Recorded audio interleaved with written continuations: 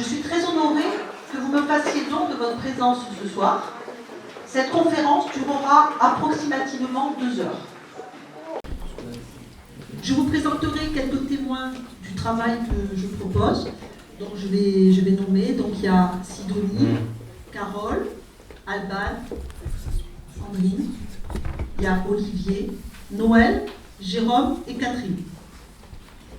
À cette première conférence que j'anime sur la psychogénéalogie, dont le thème est comment sortir de la tyrannie de nos ancêtres, je vais dans un premier temps vous décliner le déroulement de cette conférence. Un livre d'or est à votre disposition sur la table en sortant pour nous aider à améliorer la qualité peut-être des futures conférences et y déposer votre ressenti. Je les lirai tous. J'alternerai entre le micro et peut-être pas le micro, on verra en fonction de la suite de la conférence. Alors je me permettrai de lire ces papiers car j'ai déclenché depuis maintenant bientôt 2 ans une fibromyalgie qui m'a enlevé la mémoire immédiate. Et je vous prie de bien vouloir m'en excuser. Y a-t-il des personnes dans cette salle qui ne souhaitent pas être filmées? Merci. Je vous propose les questions-réponses à la fin de cette conférence, pendant 15 minutes environ, et Sandrine et moi, on fera de notre mieux pour vous répondre, et peut-être qu'au cours de la conférence, vous aurez certainement des réponses aux questions que vous vous posez. Cette conférence n'a aucun but commercial, car j'en ai rien à vendre. C'est un débat, un partage d'idées. L'important n'est pas de convaincre, mais de donner à réfléchir. Et j'espère que je réussirai à cela ce soir. Je n'ai pas de livre, pas d'atelier, pas de séminaire. Je tenais à préciser que c'est un partage d'expérience que je vous propose ce soir. Je ne cherche pas à avoir raison. Je vais vous parler de cœur à cœur. Je vous fais ce don ce soir. Merci de votre attention.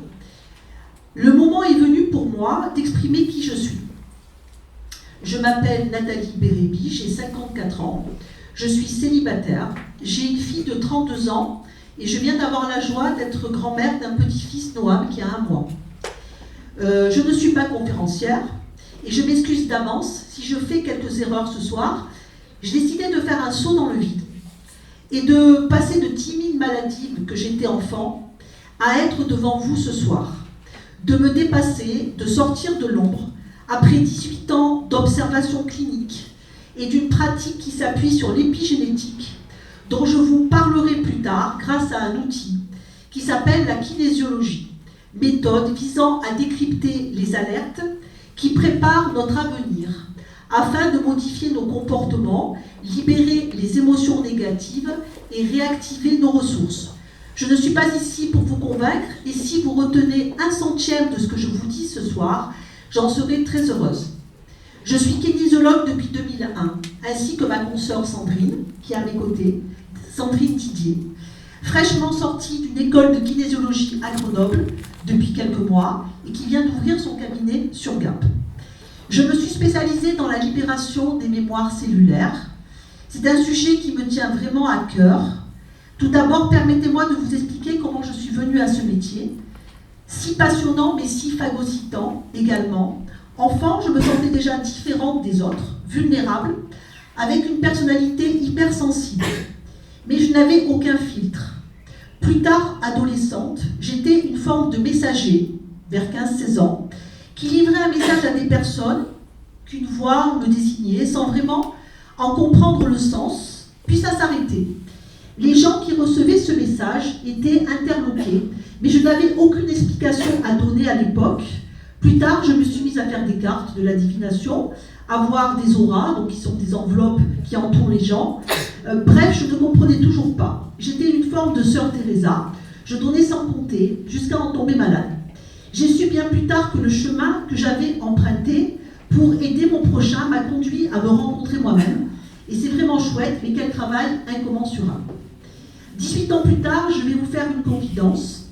Après une vie particulièrement difficile, que j'ai surmontée, guérie et pacifiée, je peux me considérer comme une mystique et j'ai réalisé que j'étais une enfant indigo. Alors indigo veut dire que quand on est enfant, on se sent différent des autres, étranger à cette terre, connecté au ciel, enfin c'est très difficile à vivre quand on est enfant.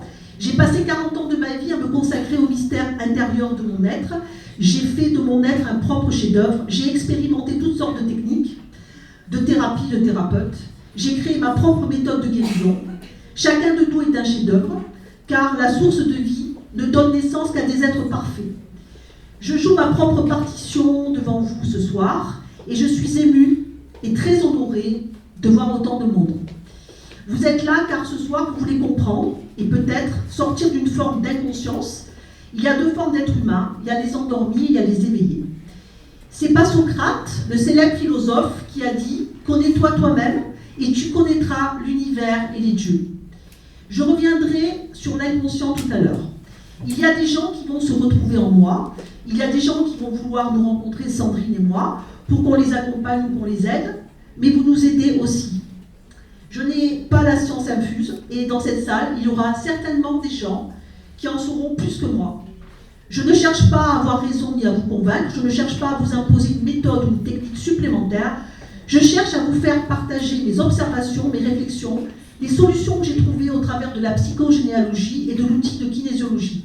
D'ailleurs, ce soir, vous aurez 8 consultants, donc, comme je vous ai déjà cité, qui vont vous témoigner de leur expérience sur le chemin de leur légende personnelle. Après chaque chapitre, donc il y aura un intervenant qui vous fera un témoignage. Un très grand merci à Sandrine pour son aide. Poursuivons avec la suite de la conférence.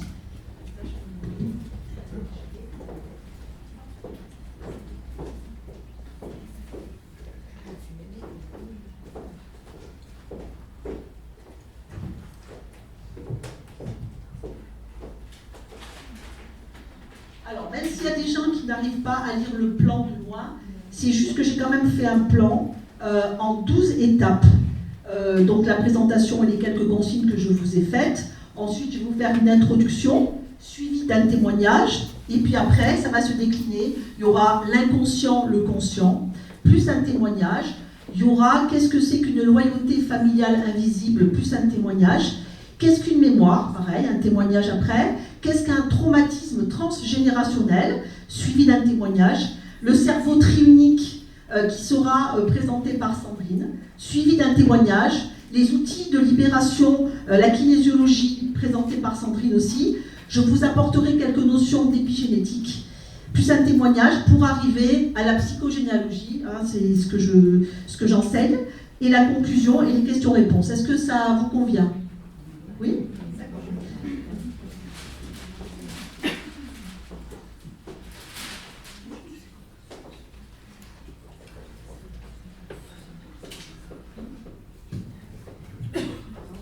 Alors, nos ancêtres, un trésor ou un piège? Comment se libérer et trouver la paix et la joie en soi-même? Car il est bien évident que le bonheur se trouve seul.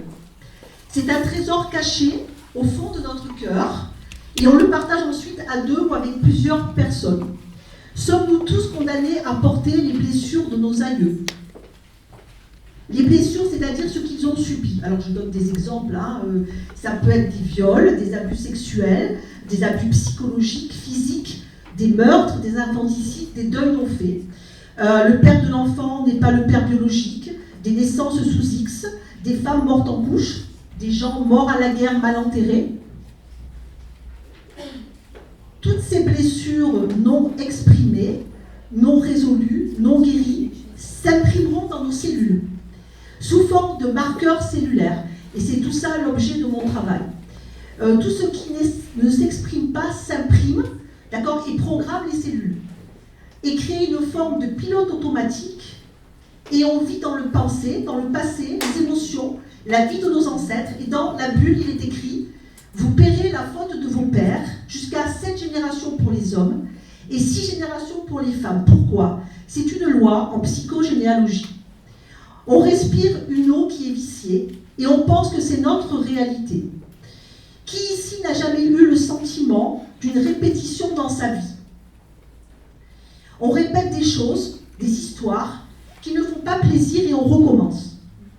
Comme un hamster dans une roue qui tourne inlassablement sans trouver d'issue en vue, pas de porte de sortie. Un exemple, une femme qui tombe toujours sur des hommes mariés.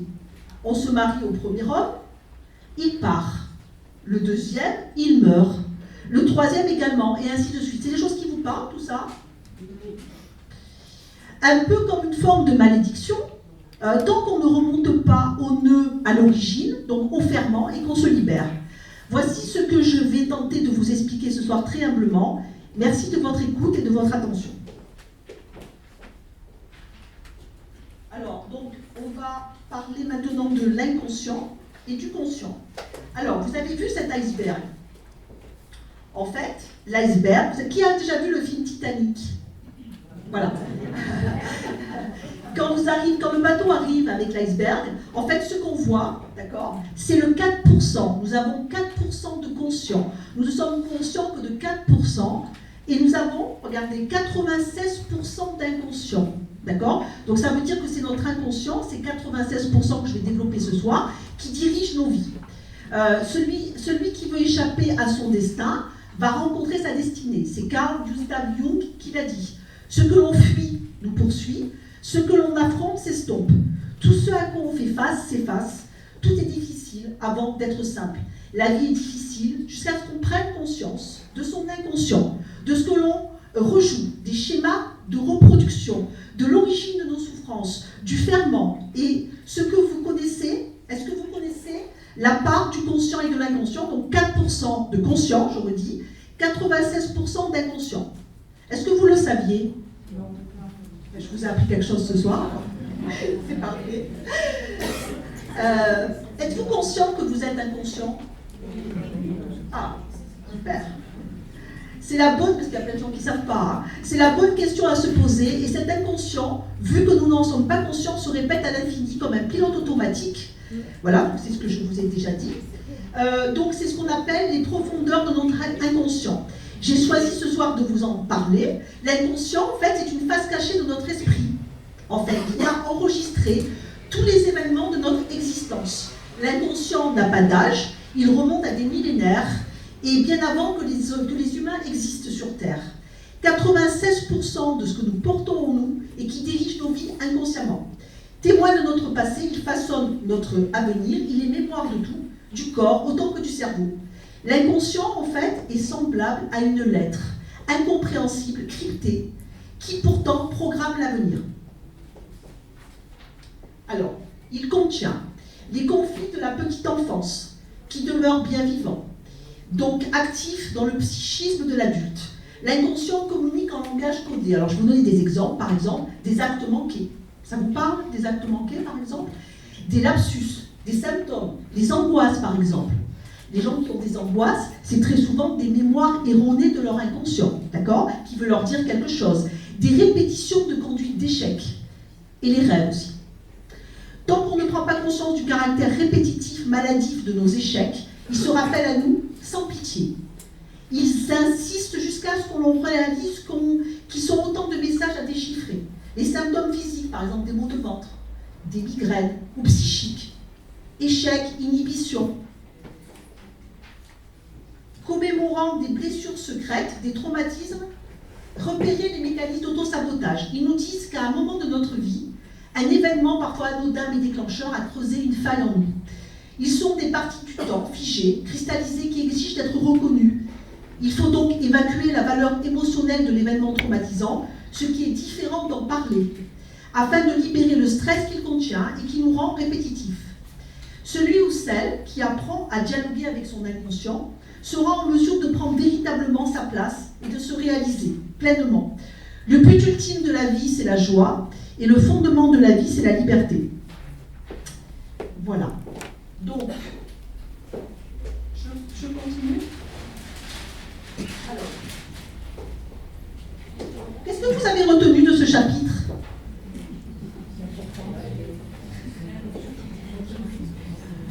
Combien de pourcentage alors? Voilà, donc retenez bien ça, c'est très important. Alors, qu'est-ce que c'est qu'une loyauté familiale invisible? Vous voyez? Ça, c'est toutes les générations, d'accord? Jusqu'à là. 6 générations pour les femmes, 7 générations pour les hommes.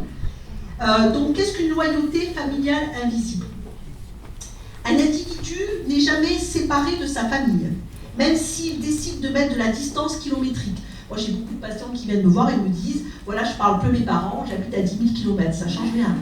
Puisque, en fait, on porte la mémoire ADN de nos ancêtres en nous, hein, d'accord? On décide de couper les ponts, ça ne sert à rien de couper les ponts. Il faut couper les ponts à l'intérieur de vous. Il existe des liens invisibles entre des personnes d'une même génération et celles des autres générations, comme des fils, en fait. C'est comme des fils invisibles hein, qui nous relient. Les liens familiaux et les lois qui les régissent sont plus forts que l'individu car inconscients. Et ils se transmettent de génération en génération, sans que l'on s'en aperçoive jusqu'à ressentir les mêmes symptômes. Alors, des exemples que je vous ai trouvés. Vivre la même vie que sa grand-mère, perdre un enfant comme sa grand-mère et sa mère, ça vous parle? Répéter les mêmes schémas depuis des années, vivre sous le fantôme de celui qui s'est suicidé, de l'enfant abandonné, etc. Des exemples, il y en a beaucoup. On porte en nous notre famille, que ça nous plaise ou pas, qu'on le veuille ou pas. Cela passe par la mémoire ADN, les liens de sang, à chaque acte sexuel fécondant. Hein, ça se passe au niveau de la conception. Hein. Qu'est-ce que vous retenez donc des loyautés familiales invisibles?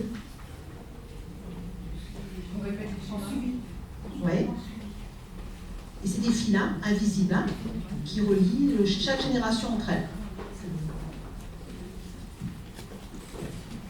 Alors, on va faire témoigner Sandrine.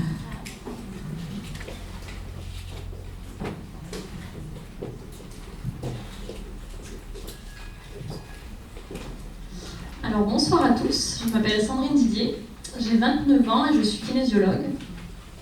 Donc à la base je suis allée voir Nathalie pour une forte anxiété.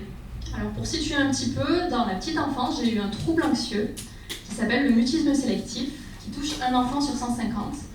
L'enfant est capable de parler dans le milieu familial proche, le cercle familial proche, mais est dans l'incapacité de parler, de communiquer dans d'autres situations sociales. Donc ça va au-delà de la timidité, ça va au-delà de la volonté, c'est vraiment un blocage de la parole. Rapidement, j'ai pu dépasser ce mutisme, seulement l'anxiété qui est liée à ce trouble m'a suivi un petit peu au fur et à mesure des années. C'est pour ça que je suis allée voir Nathalie, parce que l'anxiété était assez présente dans mon quotidien. À la suite des premières séances, j'ai vraiment senti comme une libération, comme une légèreté. Et le sentiment de me dire, c'est possible que ce soit léger comme ça, que ce soit plus facile, moins anxiogène. Donc ça a été vraiment très positif. Les résultats ont été que je suis devenue moins anxieuse. Et quand l'anxiété me guette, j'arrive mieux à la gérer, tout simplement. Il y a eu aussi des résultats annexes. Alors il y en a eu plein. Je vais en citer que quelques-uns. La confiance en moi qui s'est développée. J'ai rencontré l'amour aussi. Je sais que ça aurait été beaucoup plus sinueux sans ce travail, donc c'est pas négligeable. Et puis je suis devenue kinésiologue, chose que j'aurais pas osé imaginer avant. Donc ça a été vraiment positif. Et pour conclure, je dirais qu'on a tous les ressources et les réponses en nous, mais que parfois quand on est seul et qu'on essaye tout seul avec notre conscient de parvenir à surmonter nos blocages, c'est parfois difficile. Et il y a beaucoup de choses qui existent pour justement nous donner les petites clés pour qu'on ait de nouveau accès à nos ressources et à notre potentiel. Et ça c'est vraiment merveilleux parce que retrouver les rênes de sa vie, reprendre les rênes de sa vie, c'est vraiment quelque chose de super et je souhaite à tout le monde. Voilà, donc je remercie Nathalie pour son accompagnement, son professionnalisme. Et puis c'est quand même grâce à elle que je suis devenue kinésiologue aussi, donc c'est une belle chose. Voilà, je lui repasse la parole. Merci de votre attention.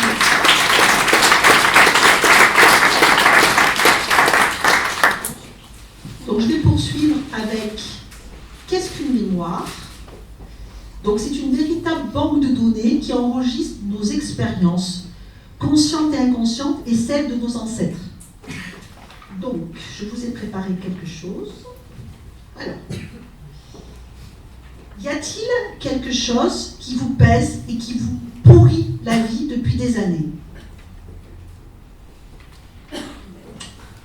Ça fait des années que vous essayez de vous en sortir, mais rien n'y fait. Vous avez l'impression d'avoir tout essayé sans succès. Ça vous parle? Bon. Qu'est-ce qu'une mémoire? Alors, je vous l'ai dit, hein, c'est une véritable banque de données. C'est un programme inconscient, maintenant vous savez que c'est 96%, qui a été créé par un événement donc vécu, par un ancêtre dans le passé. C'est comme ça que se met en place une mémoire. Hein. Donc transgénérationnelle qui va être à l'origine de croyances à travers lesquelles notre perception de la réalité va être déformée. Ces croyances sont comme des filtres à travers lesquels nous percevons le monde qui nous entoure, qui vont marquer les cellules, donc tout marqueur cellulaire.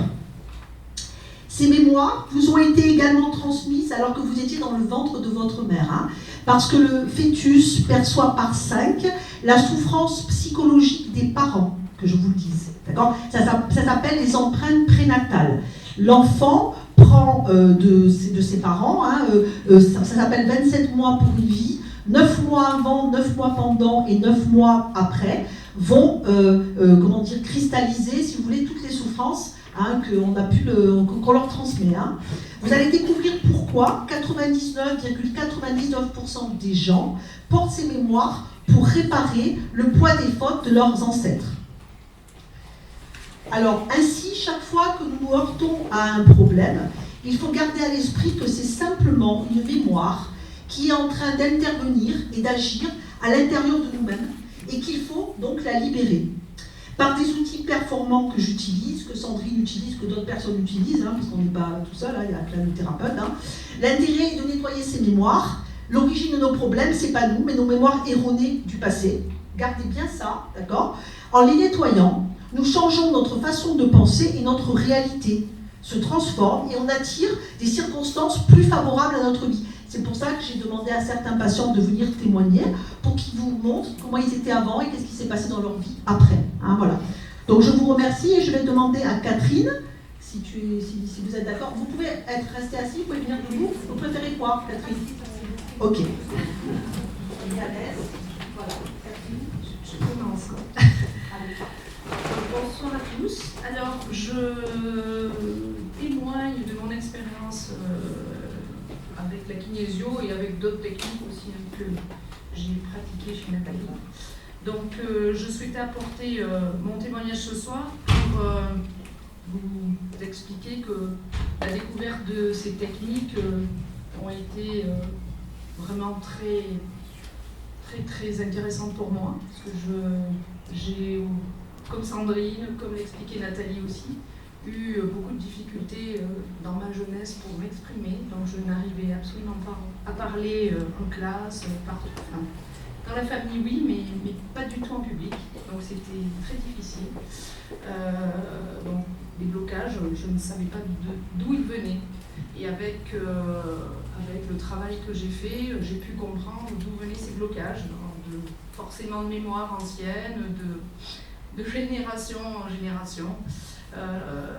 Et j'ai pu commencer un petit peu à savoir qui j'étais vraiment et pourquoi je me sentais différente aussi.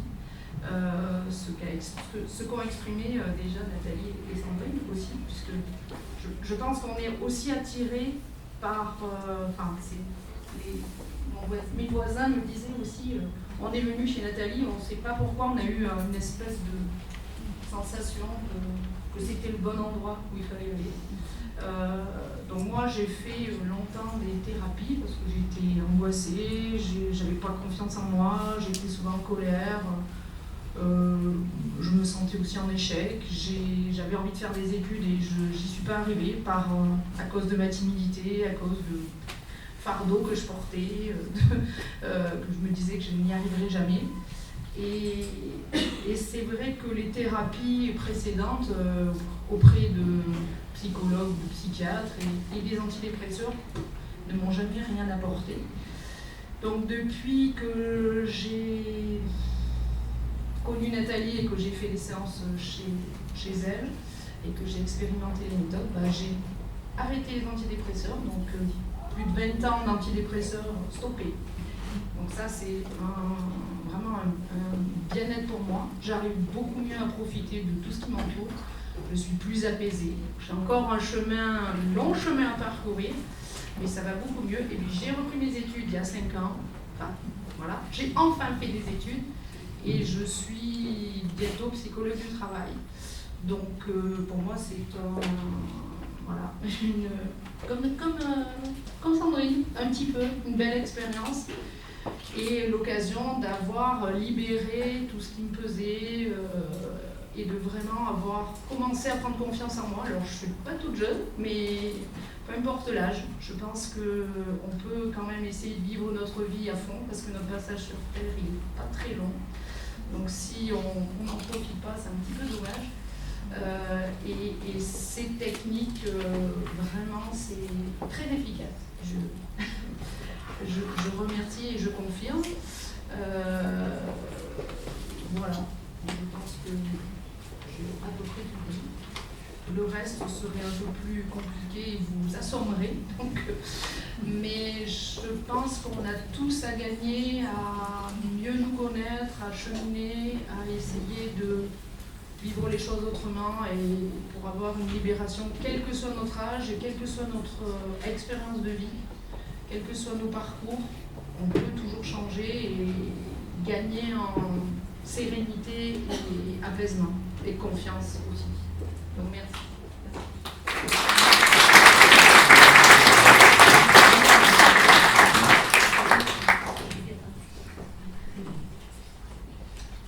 Alors donc, je vais poursuivre.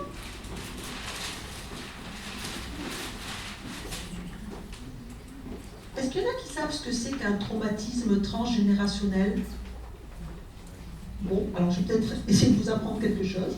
Alors, des chercheurs de Genève viennent récemment de découvrir l'existence au niveau scientifique de l'impact cellulaire et des cicatrices laissées par un drame vécu, donc un traumatisme, par un ancêtre qui impacte jusqu'à 3 générations. Alors j'ai pris un exemple qui est un peu violent, mais bon voilà, j'en ai quand même beaucoup au cabinet. Par exemple, vous avez une grand-mère qui se fait violer, c'est la petite fille, d'accord, 3 générations en dessous, qui est marquée cellulairement par la grand-mère qui l'a vécu. Alors, qu'est-ce qu'un traumatisme transgénérationnel? Il doit son origine d'études aux décennies postérieures à la Seconde Guerre mondiale. C'est à cette période que divers travaux purent démontrer que les générations descendantes des survivants de l'Holocauste adoptaient des comportements déterminés. Cauchemars, problèmes affectifs et des problèmes de comportement, qui mettaient en évidence le fait que le traumatisme originel des grands-parents continuait à être contenu de manière différente chez les petits-enfants. Le passé continue à être présent par différents moyens, mais lequel? À un niveau génétique, un traumatisme vécu non affronté a son impact sur la génétique. Peter Loewenberg, psychohistorien et professeur de l'Université de Californie, un des plus grands experts en l'étude des traumatismes transgénérationnels, nous explique que les douleurs et faits traumatisants non affrontés impactent les générations suivantes par différents moyens, et c'est là l'objet de mon intervention ce soir. L'épigénétique et le traumatisme transgénérationnel. Au collège, on a tous appris que nous recevons les gènes de notre mère et de notre père, et que ce matériel génétique définit nos traits physiques, l'intelligence, et parfois même la tendance à hériter des maladies déterminées. En revanche, accepter le fait que les traumatismes en tant que tels s'inscrivent également dans les chromosomes d'une même lignée familiale est sans doute quelque chose de plus difficile à croire. L'épigénétique fit un saut qualitatif à partir de la génétique plus orthodoxe afin d'expliquer différents phénomènes. La première est que notre style de vie, le milieu dans lequel nous vivons, notre régime et même des faits traumatiques déterminés peuvent générer des changements génétiques dans notre descendance. Ça s'appelle en fait l'épigénome. Ce que réalise ce minuscule élément est quelque chose d'aussi fascinant qu'impactant. Il modifie l'expression de gènes déterminés en fonction de variables signalées précédemment. En revanche, comme nous l'avons signalé au début, le traumatisme transgénérationnel ne signifie pas pour autant que le fait douloureux, c'est important d'entendre ça aussi, expérimenté par nos parents ou grands-parents, va nous déterminer à 100%. Ce qui existe est une probabilité plus élevée de souffrir de dépression, d'anxiété, de troubles du sommeil, de problèmes émotionnels et d'hyperactivité. Alors, qu'est-ce que vous retenez de... Parce que je vais vous donner des exemples. Qu'est-ce que vous retenez du traumatisme transgénérationnel? Ouais. Et ça vient comment? Comment ça s'impacte, un traumatisme transgénérationnel? transgénérationnel, c'est dû à quoi? À un drame qui est vécu et qui impacte au niveau cellulaire. Alors, je vous ai pris un petit peu des exemples. Si vous êtes d'accord, alors un premier exemple, par exemple, une patiente qui a perdu son frère, au même âge, sa fille se réveille la nuit et a une peur de la mort sans jamais y avoir été confrontée. À 3 mois, date anniversaire de l'année du décès de son frère. Ça, c'est un premier exemple. Un deuxième exemple, un patient qui vient me voir pour un burn-out avec des idées suicidaires. Et après étude de l'arbre généalogique, on identifie que son arrière-grand-père maternel, à 54 ans, au même âge, s'est suicidé. Voilà.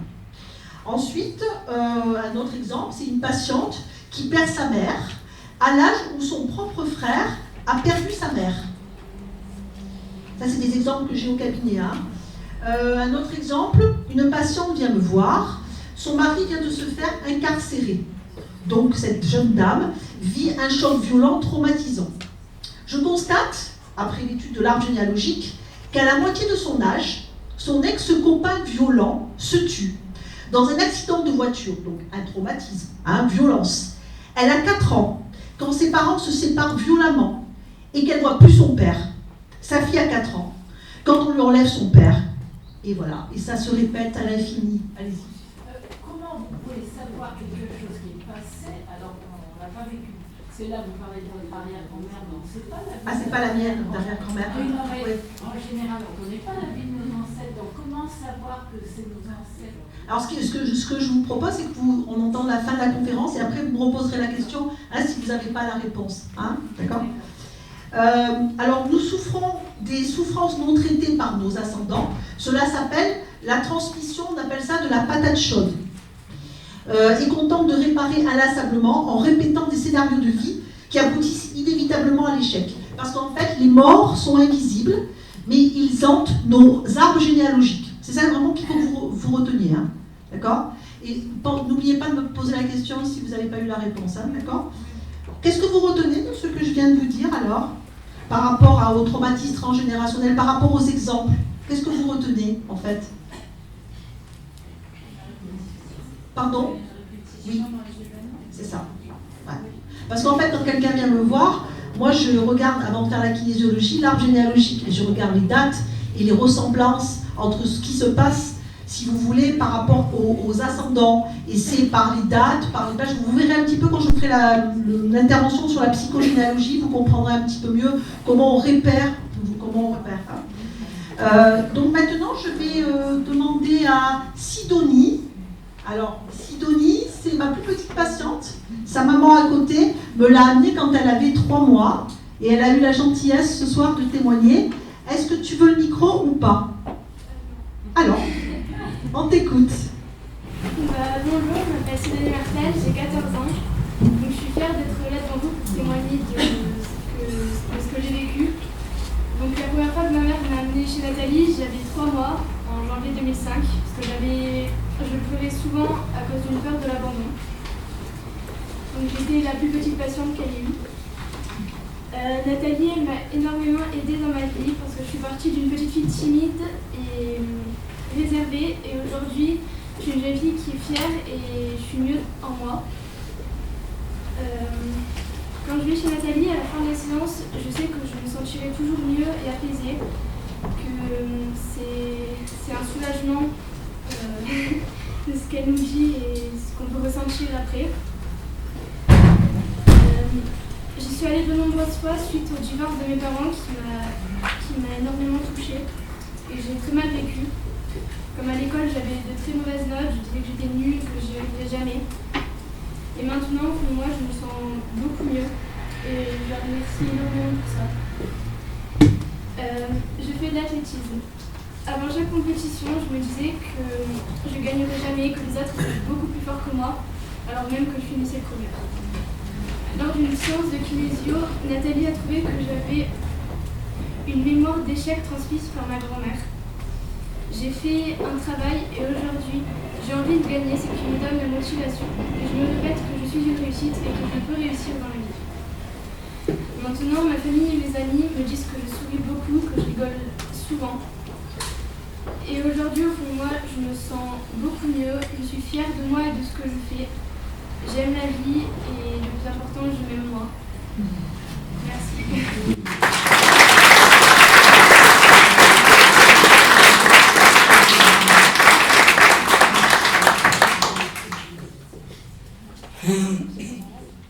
Merci. Alors maintenant, je vais demander à Sandrine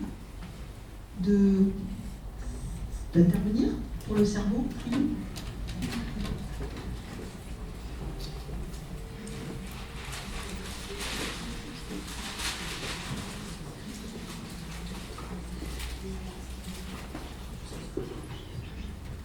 Alors, il y a beaucoup de choses à dire sur le cerveau. Donc, je vais essayer de condenser, faire très simple. Le cerveau est composé de 3 parties. 3 parties qui sont apparues à des moments différents de l'évolution de l'espèce, de l'homme. Le premier cerveau, c'est le cerveau reptilien. C'est vraiment le cerveau de la survie. Donc, il est là pour gérer nos fonctions vitales. Donc, la digestion, la faim, la soif, la reproduction également. Il est vraiment là pour notre survie. Si vous êtes sur le trottoir et que vous voyez une voiture qui arrive, qui vous fonce dessus, vous allez avoir le réflexe de vous écarter. C'est tout simplement le cerveau reptilien qui permet ça, des actions réflexes rapides pour votre survie. Ensuite, on a le cerveau limbique qui fait un petit peu le lien entre les différentes parties du cerveau. Le cerveau limbique, c'est le cerveau émotionnel et de la mémoire émotionnelle. Donc le cerveau limbique, il va stocker les émotions et les traiter. Pareil, je vais essayer de faire simple. Une émotion, il va la classer en positif, agréable, donc à renouveler, ou en émotion négative, et donc à éviter. Et ça, il va s'en servir à chaque nouvelle situation. Il va se servir de ce qu'il a enregistré pour choisir la manière de réagir à la situation. Il va dire, ça ressemble à telle situation, donc c'est à éviter ou à refaire, en gros. Voilà. Et ensuite, on a le néocortex, donc c'est le cerveau le plus récent. C'est celui qui permet de réfléchir, c'est le cerveau de l'intelligence. C'est lui qui nous permet d'avoir des nouvelles idées, de voir de nouvelles perspectives. C'est vraiment lui qui permet ça. Donc les 3 cerveaux ont un rôle vraiment propre et ils sont tous les 3 importants, comme vous avez pu le remarquer. Alors quand ils sont en harmonie, quand ils communiquent comme il faut entre eux et que chacun reste à sa place, entre guillemets, tout va bien. En revanche, quand il y a stress ou traumatisme, ça va un petit peu court-circuiter cette harmonie, ce qui va se traduire par donc le cerveau reptilien de la survie et le cerveau émotionnel, le cerveau limbique des émotions, vont se mettre au premier plan. Et ils vont inhiber la possibilité d'avoir accès au néocortex, donc la réflexion, l'intelligence, etc. Ce qui se traduit concrètement, de manière plus concrète, la personne sous stress, elle va avoir une réaction qui est un peu automatique, basée sur des choses qu'elle a déjà vécues, et elle va un petit peu être impuissante, elle ne va pas avoir accès à sa réflexion, à sa prise de recul.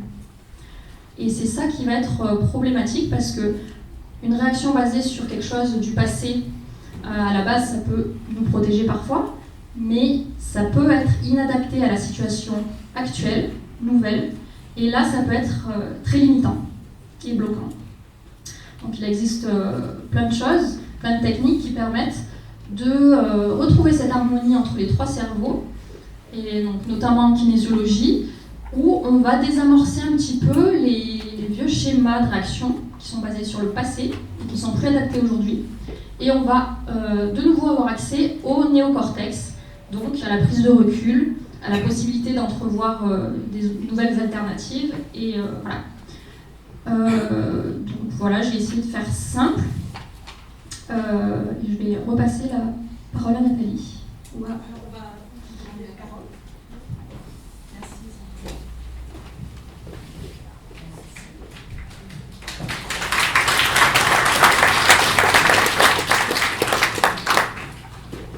bonsoir. Je m'appelle Carole, j'ai 49 ans, la maman de Sidoune. Je suis infirmière depuis 25 ans. Je suis fière d'être là pour vous parler de mon expérience. J'ai fait la connaissance de Nathalie alors qu'elle était prof de sport et qu'elle se formait en kinésiologie. Lorsque quelques années plus tard, j'ai rencontré des difficultés avec ma fille aînée, c'est vers elle que je me suis adressée. Ma fille Coraline a passé toute la première année de maternelle à pleurer chaque fois que je la laissais à l'école. J'étais obligée de tirer la porte pour qu'elle reste dedans, même si je savais que sa journée se passerait bien, que ça ne durait pas longtemps. C'était vraiment un fond le cœur de la laisser. On me disait ça va lui passer, mais la deuxième année de maternelle a commencé et elle pleurait toujours, et moi avec. Du coup, j'ai pris rendez-vous avec Nathalie et on a dressé son arbre généalogique. Coraline est née le 30 octobre comme son arrière-grand-mère paternelle qui avait été abandonnée à la naissance. Coraline revivait un abandon qui en fait ne lui appartenait pas. Donc après la séance de kinésiologie, elle n'a plus jamais pleuré en allant à l'école ni ailleurs. J'ai amené mes 3 enfants consulter Nathalie donc pour différents blocages, différentes difficultés. Et ça a toujours été avec d'excellents résultats. Aujourd'hui, c'est eux qui amènent leurs proches chez la kinésiologue. Puis je me suis rendu compte qu'en fait, je leur avais transmis plein de mémoires et que pour les aider eux, il fallait que je fasse un travail moi-même. Ce qui m'a beaucoup aidée. Enfant non désiré, j'étais une fille alors qu'un garçon aurait bien mieux fait l'affaire. Et j'étais même pas rousse aux yeux bleus. Ma place dans la vie a été difficile à trouver. Au fond de moi, je savais que je ne devais pas faire de bruit ni me faire remarquer. J'ai passé une grande partie de mon enfance aphone, sans voix. J'étais une petite fille invisible qui ressemblait à un garçon. J'étais appliquée, je ne faisais jamais de bêtises, je ne me rebellais jamais. Et puis j'ai grandi. Et j'ai continué à m'appliquer, à tout bien faire comme on me demandait, même quand on ne me demandait pas. Et je voulais satisfaire en fait tout le monde et me faire aimer et accepter. Je m'oubliais, je ne vivais pas pour moi, mais je vivais pour les autres. Alors le jour où Nathalie m'a dit « Tu as le droit de vivre, Carole », ça reste marqué à tout jamais en moi.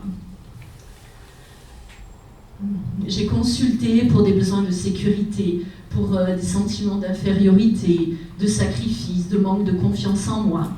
J'ai fait un travail sur ma capacité à réussir, à sortir de l'ombre. J'ai appris à m'aimer moi. Dans le cadre d'un axe symbolique, j'ai construit une valise en carton. Et dedans, j'ai mis plein de mémoires qui ne m'appartenaient pas, qui m'empoisonnaient la vie, mais qui m'avaient accompagnée durant de très nombreuses années. Et il fallait que je la jette dans une poubelle. Il m'a fallu plusieurs semaines pour trouver la poubelle qui pouvait la recevoir. J'ai consulté ponctuellement, mais de nombreuses fois, avec des résultats toujours magiques. Les résultats, des fois je les ressentais immédiatement, et puis parfois c'est avec du recul que je me dis « Ah oui, maintenant je suis capable de faire ça », alors que je n'aurais même pas imaginé pouvoir le faire il y a quelques années. Pendant les consultations, je pleure presque à chaque fois. Alors la boîte de mouchoirs, elle n'est jamais bien loin. Regarder au fond de moi, là où la conscience n'a pas accès, c'est très bouleversant, mais le sourire arrive vite dans les jours qui suivent. Remplacer les émotions négatives par des émotions positives, ça libère et ça transforme. Avant, je consultais Nathalie lorsque je me sentais vraiment très mal, au fond du trou et dans l'incapacité d'avancer. Maintenant, lorsque je la consulte, c'est de façon vraiment différente, en anticipation des fois d'événements où je sais que je vais avoir des blocages et que ça va être difficile d'avancer, ou lorsque la vie m'envoie des expériences douloureuses que je sais avoir déjà vécues mais que je suis dans l'incapacité de répondre. Aujourd'hui, je consulte sereinement et en confiance. Ce soir, je suis là, j'ai trouvé ma place et je vis ma vie. Je remercie Nathalie du fond du cœur pour toute son aide, pour toutes les heures passées avec moi et celles à venir. Tout ce travail m'a permis de me libérer, de faire entrer de la lumière, de la joie, de l'amour, de la confiance et de la réussite dans ma vie. Je vous remercie.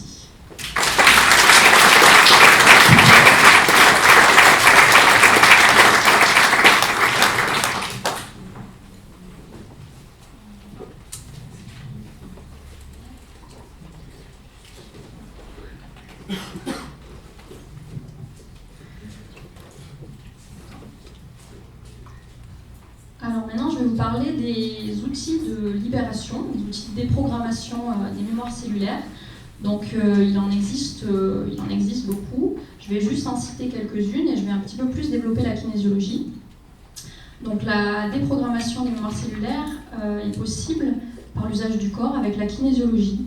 Donc qu'est-ce que la kinésiologie? C'est une pratique professionnelle qui est destinée à favoriser un état d'équilibre, un état de bien-être physique, mental, social, énergétique, plein de choses. Elle regroupe un ensemble de techniques de gestion du stress et des émotions. Et à l'origine, elle s'inspire des concepts de la médecine traditionnelle chinoise et des neurosciences, entre autres. Donc, qu'est-ce qui caractérise la kinésiologie? Ça va être principalement le test musculaire. Qu'est-ce que le test musculaire?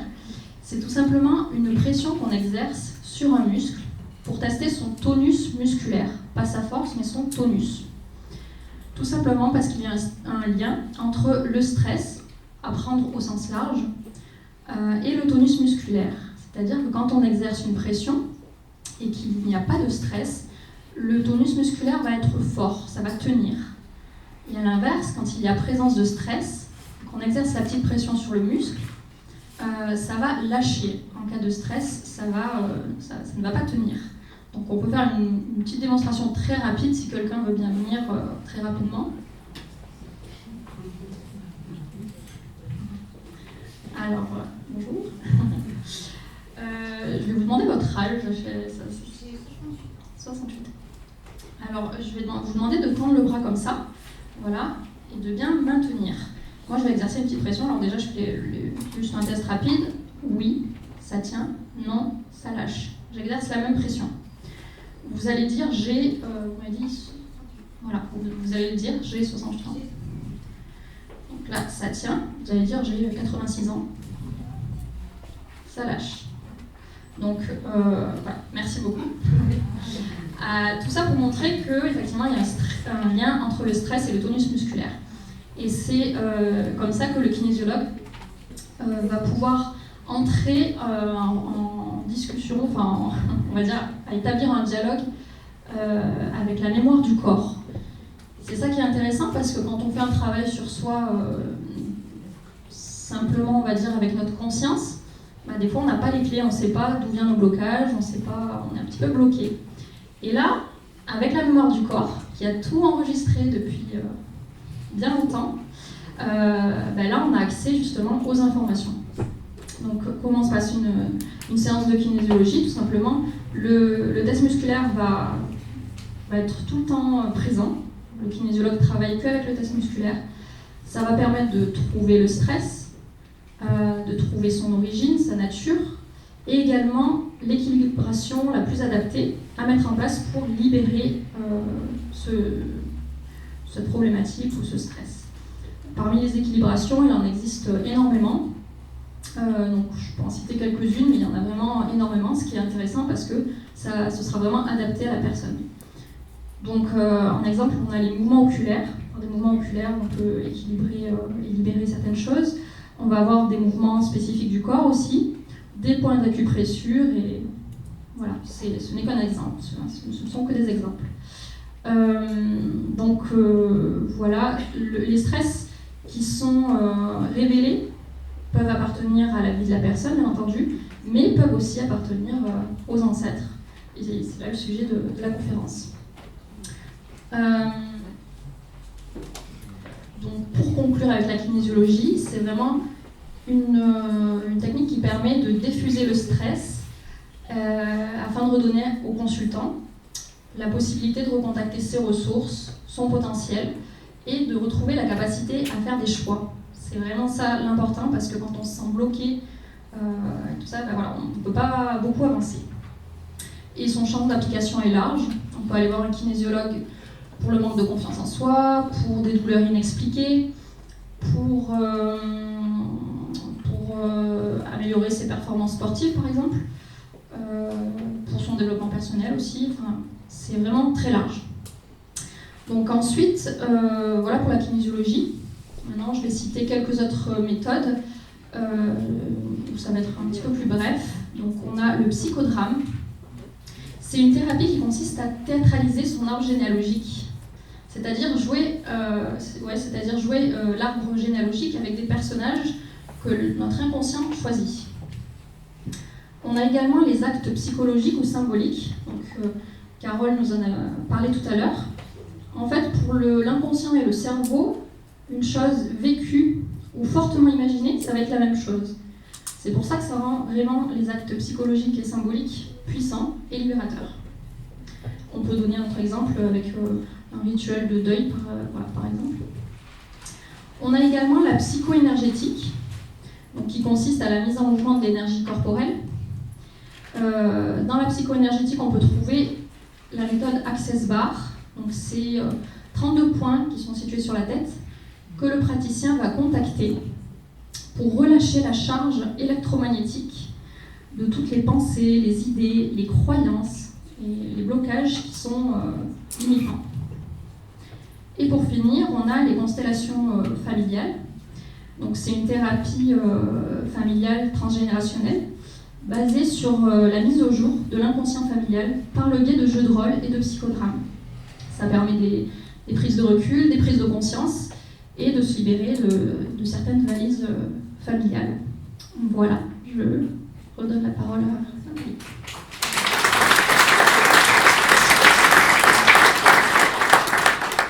Je vais demander à Jérôme, donc s'il veut témoigner, vous voulez témoigner assis ou debout? Allez.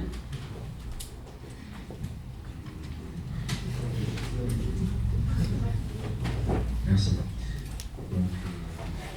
Moi j'ai connu, donc c'est Jérôme, voilà. J'ai connu des difficultés assez jeunes au moment de l'adolescence. Difficultés, une série d'échecs, un peu des problèmes familiaux. Et donc suite à cela, en fait, j'ai mené des recherches pour m'aider. Enfin, mener des recherches, pas des grandes recherches, j'ai pas fait de recherche. Donc j'ai essayé de consulter plusieurs types de thérapeutes, et notamment Nathalie au début, puisqu'elle était sur Gap, c'est comme ça que j'ai connu la kinésiologie.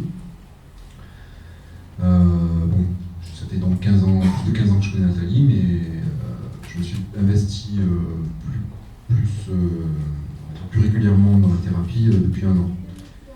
Donc, depuis que je suis revenu sur Gap, et donc, voilà, ça explique un petit peu pourquoi. Disons qu'en 15 ans de thérapie, ça aurait été un peu inquiétant que je sois encore en thérapie.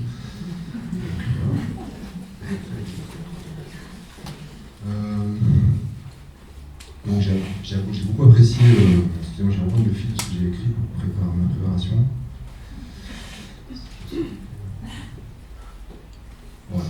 Donc j'ai de suite apprécié le but clairement énoncé par elle, c'est-à-dire avancer et trouver des solutions sans blabla. Donc ça paraît convaincant, mais c'est efficace. Voilà. Donc ça ne change pas tout dans une vie, mais bon, ça compte. On a des libérations successives à chaque séance. Et donc les conflits intérieurs, les conflits inconscients qui sont identifiés par la technique nous permettent d'avoir un sentiment de mieux-être par la suite. C'est vrai qu'on oublie un peu tout ce que Nathalie nous explique au moment de la séance, mais c'est assez logique, c'est assez compréhensible quand elle vous l'explique. Voilà, donc le but est atteint. Donc il faut avouer que cette méthode peut beaucoup apporter aux gens. Je pense qu'on a compris par les autres témoignages. Aux petites souffrances que chacun a aussi, par ses conditionnements. Voilà, en complément d'une approche classique, moi c'est ce que je fais. Et voilà, on a souvent. Donc ça permet d'avoir une vraie aide dans notre vie en général. Voilà. Bon, le problème d'une psychothérapie, c'est qu'on parle et souvent on tourne autour des problèmes dessus, on n'arrête pas, et en fait, évidemment, bon, on s'en sort pas. Ici, on avance directement, et même ça peut paraître un peu magique quelque part, mais ça l'est effectivement.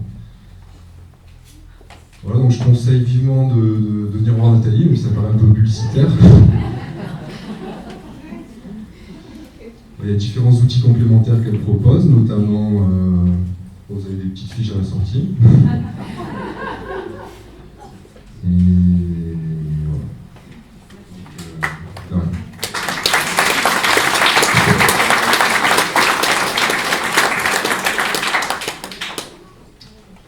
Alors on va poursuivre, si vous voulez bien, par les notions d'épigénétique. Alors, je vais aller doucement parce que c'est un petit peu complexe, même pour moi, pour essayer de résumer cette science. Alors, l'épigénétique est une science formidable qui vient valider l'existence matérielle de nos histoires familiales encodées dans l'ADN. Elle permet de transformer les schémas transgénérationnels et subconscients qui nous empêchent d'être heureux. Chacune de nos cellules contient l'intégralité de notre code génétique. L'ADN aide les cellules de notre corps à acquérir leur identité au cours du développement et surtout à la conserver. Mais la bonne nouvelle, c'est qu'elles sont réversibles, d'où le terme d'épigénétique, ce qui ouvre des perspectives de guérir de certaines maladies impliquant notre épigénome. C'est ce que je vous parlais tout à l'heure. D'où vient le terme épigénétique, inventé en 1942 par le biologiste britannique Conrad Waddington pour réconcilier le monde de la génétique. On a constaté que l'intégralité donc du code ADN est conservée dans les cellules. La question des scientifiques a été de se dire comment celles-ci se maintiennent au cours des divisions cellulaires. C'est là que nous arrivons à la définition actuelle de l'épigénétique qui désigne donc tout changement d'expression des gènes qui n'implique pas de changement dans la séquence ADN qui est stable et demeure réversible. Alors, le code génétique qui constitue la séquence ADN se compose de 50% du génome de la mère et 50% du génome du père. Un individu est constitué d'1 milliard de cellules. Le noyau comprend les chromosomes et c'est dans l'ADN que se trouvent les mémoires donc génétiques transmises de génération en génération par l'acte sexuel fécondant et qui détermine notre caractère, notre physiologie, etc., qui est la base de l'hérédité, donc nous sommes notre génome. Mais la base de ce travail est de reprendre le contrôle. Voilà, c'est là où nous intervenons en tant que kinésiologues et dans d'autres techniques. Le contrôle de nos gènes, l'influence du milieu social et de l'environnement influence nos cellules également. Alors, il y a une expérience qui a été faite sur des triplés abandonnés à la naissance et placés dans un orphelinat, dans 3 familles différentes, dans 3 milieux sociaux. Il y avait donc un enfant qui a été placé dans un milieu défavorisé, un dans une classe moyenne et l'autre dans une classe avec des gens qui étaient aisés.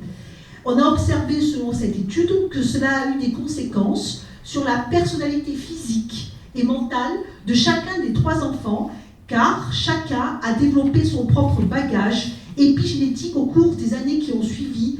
Un des 3 s'est suicidé à l'âge adulte. Donc c'est là où on voit qu'actuellement, les facteurs environnementaux ont une grande influence sur les gènes. On a pu constater qu'il y a eu une régulation de l'ADN sur la capacité de nos cellules à ne pas dégénérer. Les facteurs donc environnementaux influencent et affectent les générations suivantes. Un exemple également concernant nos grands-pères ou arrière-grands-pères qui ont vécu des traumatismes de guerre ou les survivants de l'Holocauste qui ont eu eux-mêmes des troubles psychiques ou des stress post-traumatiques. Donc l'ADN peut en être affecté, puisque la première phrase de la Bible, la seule que je connaisse d'ailleurs, les parents mangeront les raisins verts et les enfants en auront les dents agacées. Voilà. Donc qu'est-ce que vous avez retenu sur l'épigénétique ? C'est l'hérédité non chromosomiale en fait. C'est ça. Mais que c'est quoi la bonne nouvelle en fait aujourd'hui ? Pardon ? Voilà, c'est ça. C'est pour ça qu'on peut intervenir dans les techniques qu'on propose avec Sandrine. Alors, maintenant, je vais demander, donc c'est le tour à va à Alban. Est-ce que tu souhaites le micro? Voilà, je te donne.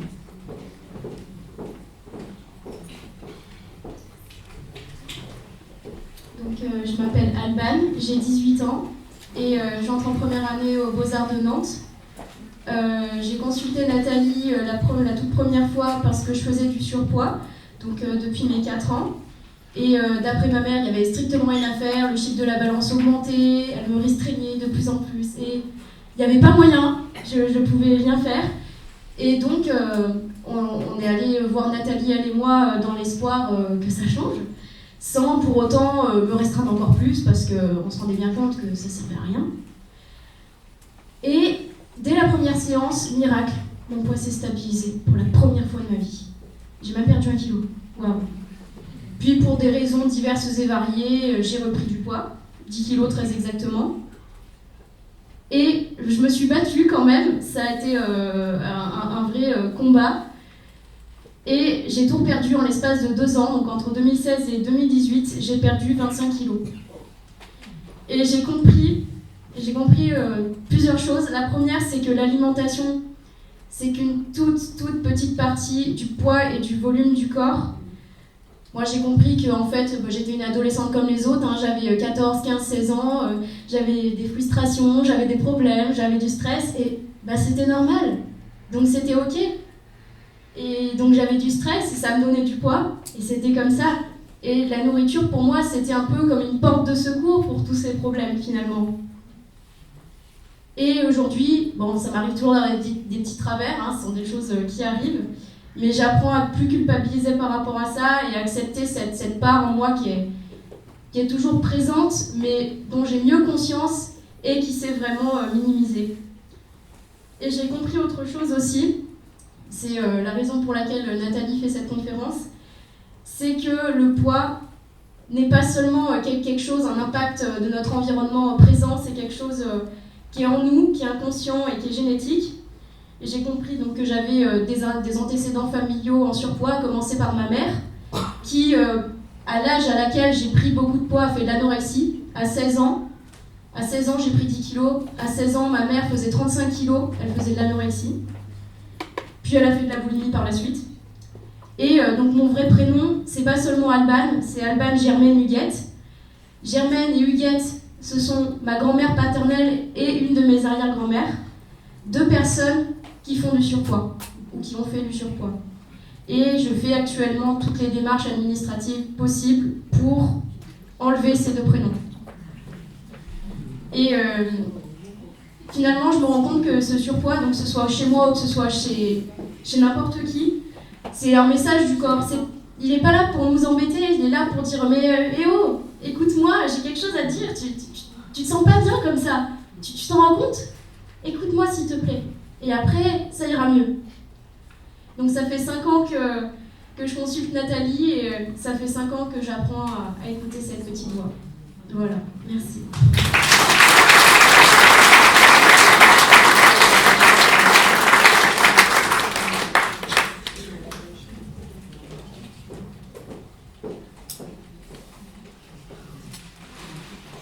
Et voilà, donc on arrive sur la psychogénéalogie. Donc les secrets de famille. Et donc la fondatrice de la méthode s'appelle Anne Ansela Schönzenberger. Est-ce qu'il y en a qui ont déjà lu le livre Aïe mes aïeux? Voilà. Qu'est-ce que vous en avez pensé? Ouais. Alors donc, je peux pas, j'ai pas la place, j'avais comme projet de faire venir 65 personnes qui représentent 6 générations et les mettre ici comme ça pour que vous puissiez observer, se comprendre de 6 générations, mais vous avez vu qu'on n'a pas la place, donc on va s'abstenir de le faire ce soir. Alors, donc, elle a prouvé, donc cette dame, l'influence des secrets de famille dans notre vie, pas de famille sans secret. Psychologue niçoise morte le 27 mars 2018, chercheuse mondialement connue, elle a créé donc la psychogénéalogie, c'est elle qui a créé cette méthode, qui est un pont en fait entre la psychologie et la généalogie. Elle est morte à 98 ans, vous avez vu, ça conserve donc. En 2002, elle a publié donc ce best-seller qui a été quand même vendu à 350 000 exemplaires. Donc voilà, et elle a publié aussi, ça intéresse des personnes, en 2007, un deuxième livre qui s'appelle « Guérir les blessures familiales et se retrouver soi » aux éditions Payot. Alors, elle se penche sur la conséquence des secrets de famille sur notre existence, pourfendons les non-dits. Ces secrets de famille font partie de l'inconscient et produisent des traumatismes divers qui peuvent être évités si on parvient à en parler et en réalisant une analyse approfondie de chaque membre de sa famille et ce sur plusieurs générations. La prise de conscience des programmes, puisque je vous l'ai dit tout à l'heure, que tout ce qui ne s'exprime pas s'imprime. Alors, qu'est-ce que la psychogénéalogie ? Consiste à envisager donc les problèmes de quelqu'un, donc quand quelqu'un vient me voir en consultation, en tenant compte de son histoire personnelle, ainsi que l'histoire de sa famille. Donc je fais une étude approfondie, vous allez voir des prénoms, des dates, ça va arriver après, des places dans la fratrie, etc., au sens large, c'est-à-dire sa famille actuelle, mais aussi ses ancêtres. Il faut savoir d'où l'on vient pour savoir où l'on va. Freud donnait l'exemple de l'iceberg, ce que vous avez vu, sa partie visible, donc émergée, ne donne aucune indication sur sa direction. Il faut donc bien comprendre qu'on est mu par son histoire inconsciente, son histoire familiale, et les problèmes non résolus, dont on ignore parfois l'existence. Nous souffrons des problèmes dont les deuils non faits, ça c'est très important, tous nos morts, ou pas suffisamment. Entre générations, on se transmet, comme je vous disais, la patate chaude, qui brûle toutes les mains, jusqu'à ce qu'on ait trouvé son origine, le ferment, c'est ce qu'on fait avec la kinésiologie, et qu'on ait trouvé donc l'origine et qu'on puisse en faire le deuil. Il n'y a pas de famille sans secret, même si certaines le croient. Je pense que tout ont un cadavre dans le placard, souvent ignoré. Sherlock Holmes, même s'il n'a jamais existé, nous apprend comment résoudre les problèmes, comment enquêter, savoir, poser les bonnes questions. La psychogénéalogie recherche tout ce qui est caché. Que fais-je de l'héritage que je reçois ? Alors, je ne vous demande pas de répondre, mais de réfléchir à ces questions que je vais vous dire. Alors, la première question, c'est « Sommes-nous libres ?» C'est Calino. Bien. Sommes-nous les créateurs délibérés de notre existence ? Vous en pensez quoi ? Sommes-nous des marionnettes inconscientes de nos ancêtres ? Comment se libérer de l'emprise de nos ancêtres sur nous pour cesser de perpétuer des modèles désuets sur les générations suivantes ? Comment sortir de la tyrannie de nos ancêtres, donc le thème de ce soir ? Pourquoi nous sentons-nous si facilement victimes de ce qui nous arrive dans la vie ? Vous avez été certainement à la merci des événements de votre vie. Pensez à ces moments-là. Pourquoi nous sentons-nous la proie du hasard ? Et surtout, pourquoi est-il si difficile de prendre sa destinée en main ? Est-ce que vous vous êtes déjà posé toutes ces questions ? Est-ce que vous avez trouvé des réponses ? Donc, comment se distribuent les mémoires ? Donc, peut-être que vous avez votre réponse là. Alors, les mémoires, comment elles se transmettent ? En psychogénéalogie, il y a différentes lois. Alors, la transmission des mémoires ne se fait pas comme on distribue des cartes. Plusieurs facteurs sont déterminants pour l'étude de l'arbre généalogique. Tout d'abord, la règle de 3. Donc, la kinésiologie aide à chercher dans l'inconscient, dans les 96%, si par exemple il y a eu des fausses couches, des IVG, des morts-nés. Moi je sais que j'ai beaucoup de cas de personnes qui ont un jumeau perdu, que je teste dans la mémoire ADN, qui fait qu'en fait toute leur vie, ils se croient par exemple le 1, mais ils sont 2. D'accord ? Et ils portent en eux un deuil non fait. Et en faisant donc cette étude et en faisant le deuil, moi j'ai vu des gens avec des changements de vie spectaculaires. Donc comment ça se calcule ? Je vous montre. Vous avez donc 1, 2, 3, 4, 5, 6, 7, 8, 9. Donc ça c'est les 3 premiers enfants de la fratrie. 4, 5, 6, 7, 8, 9. Comment on calcule ? C'est que chaque enfant numéro 1 de chaque fratrie, d'accord, va avoir les mêmes mémoires communes que tous les 4e et tous les 7e. Donc on calcule, c'est la loi de 3, 1, 4, 7. C'est-à-dire que si vous êtes 1 dans cette génération, il faut que vous regardiez les mémoires communes que vous avez avec la génération du dessus, c'est-à-dire toutes les personnes qui sont 1, 4, 7. Tous les enfants 2 vont avoir les mémoires communes avec tous les 5e de l'arbre et les 8e. Et tous les troisièmes, on va avoir les mémoires communes avec tous les troisièmes, les sixièmes et les neuvièmes.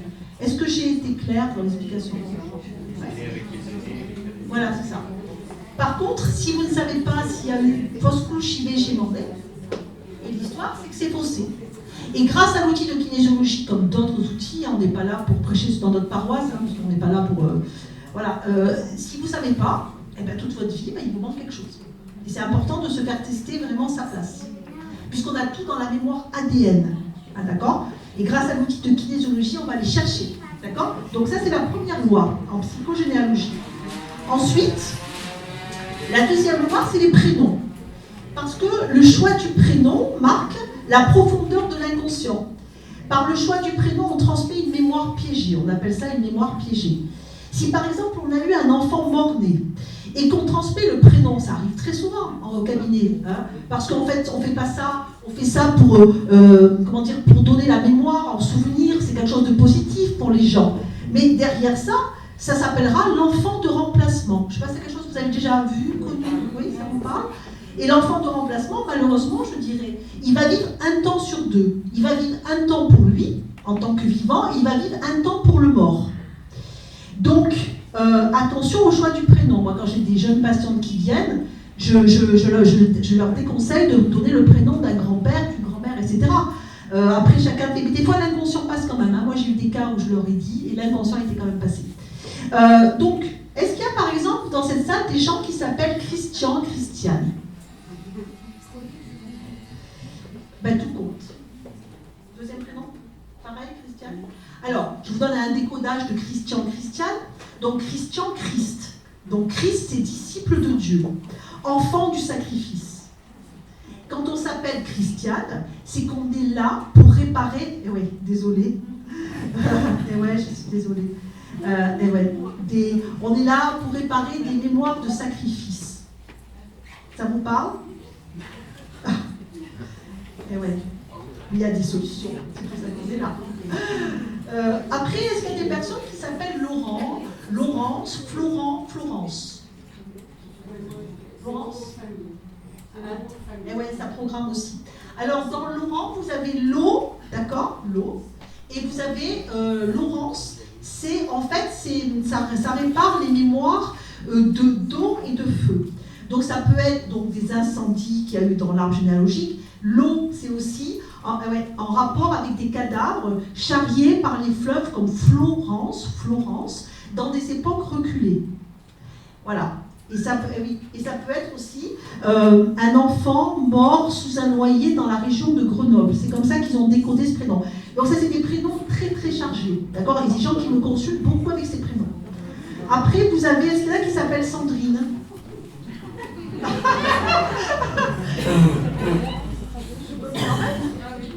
Alors, c'est tout ce qui est réduit en cendres. Les cendres, c'est tout, tout ce qui est réduit en cendres. Cendres, c'est tous les enfants morts. D'accord? On répare.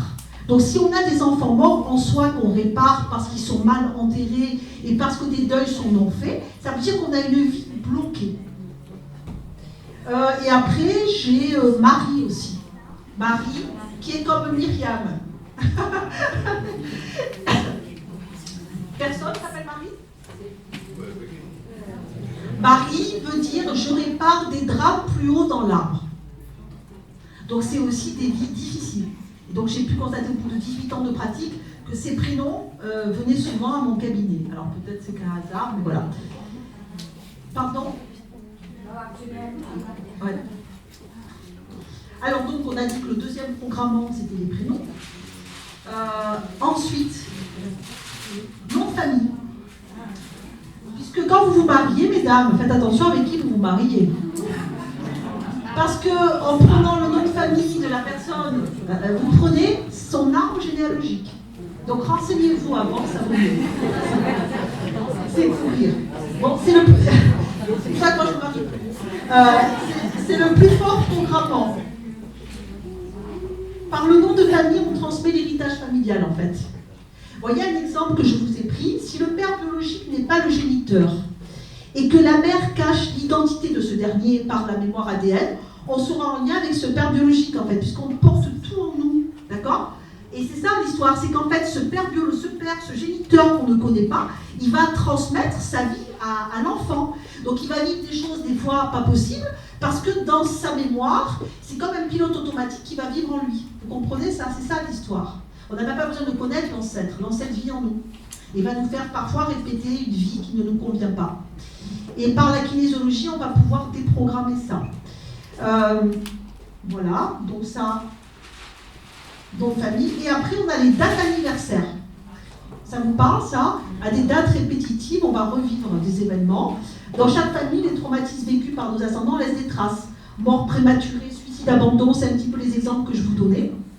En date anniversaire, il va y avoir des réactivations de ces mémoires-là. J'ai vu des fois des gens au cabinet, ils étaient à 2 mois de la mort d'un proche, un grand-père. Moi, je me suis sentie souvent mal parce que, même si, bon, je ne suis pas Dieu, je vais sauver personne, hein, mais à non-assistance à personne en danger, parce qu'ils approchaient la cible, d'accord? Et on est arrivé parfois à déprogrammer des gens, comme ça, à 2 mois près, quoi. Voilà. Donc, voilà, on a les dates anniversaires, et après, les métiers. Par exemple, esthéticienne. Est-ce qu'il y a des esthéticiennes ici? Voilà. Alors, les esthéticiennes, elles prennent soin des visages, parce qu'en fait, il y a eu des têtes tranchées dans l'arbre généalogique. Ah.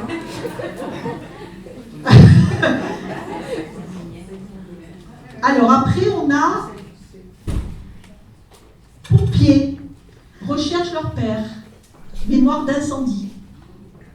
Vous avez des personnes pompiers dans votre famille, votre entourage? Le carreleur, par exemple, à genoux, il fait les joints. Donc c'est souvent des histoires de soumission à la mère. Il soigne les souillures du clan. Il lit les joints.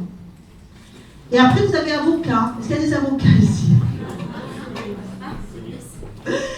Il défend les causes. Car au-dessus, dans l'arbre, on n'a pas pu se défendre. Une grande souffrance peut-être dans la lignée familiale. Ah bah c'est clair. Et après, vous avez, par exemple, les infirmières. Bah, c'est des mémoires d'injustice que vous préparez dans l'arbre. Les infirmières, vous avez vu le décodage d'infirmières? Il y en a ici, les infirmières?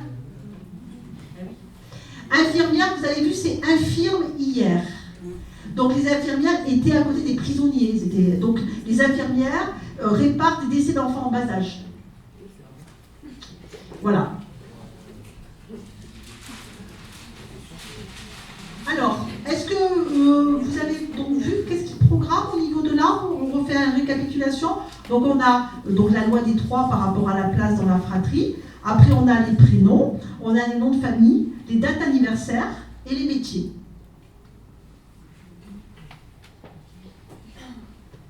C'est clair pour vous ça? Ok.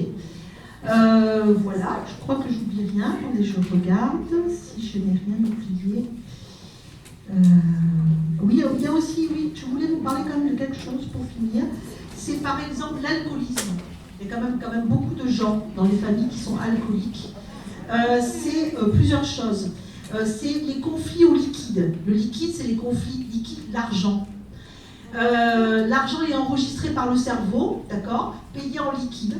Et l'alcoolisme, ce sont les hommes qui boivent et les enfants vont subir des injustices, d'accord. Donc vous avez l'alcoolisme, vous avez quoi d'autre? Les névroses de classe, par exemple, les diplômes, les gens qui vivent des névroses d'échecs, ils ont l'interdiction de dépasser socialement les parents, parce qu'ils ont une culpabilité inconsciente, qui génère des scénarios répétitifs d'échecs, qui se met en place. Quand par exemple on n'arrive pas à dépasser son père, à dépasser sa mère au niveau professionnel. Voilà, donc il y avait ça, je s'arrête de réfléchir. Et l'obésité aussi. Par exemple, quelqu'un qui a un problème d'obésité parce qu'en fait, elle réparait son arrière-grand-mère qui était morte de faim. Donc elle stockait, en fait, c'est une mémoire inconsciente. Vous voyez, donc tout est là, tout est lié en fait. Voilà. Il n'y a pas de hasard. Hein. Voilà. Donc je vais appeler donc il y a Olivier. Est-ce que tu peux rester assis ou est-ce que tu veux le micro? Le micro?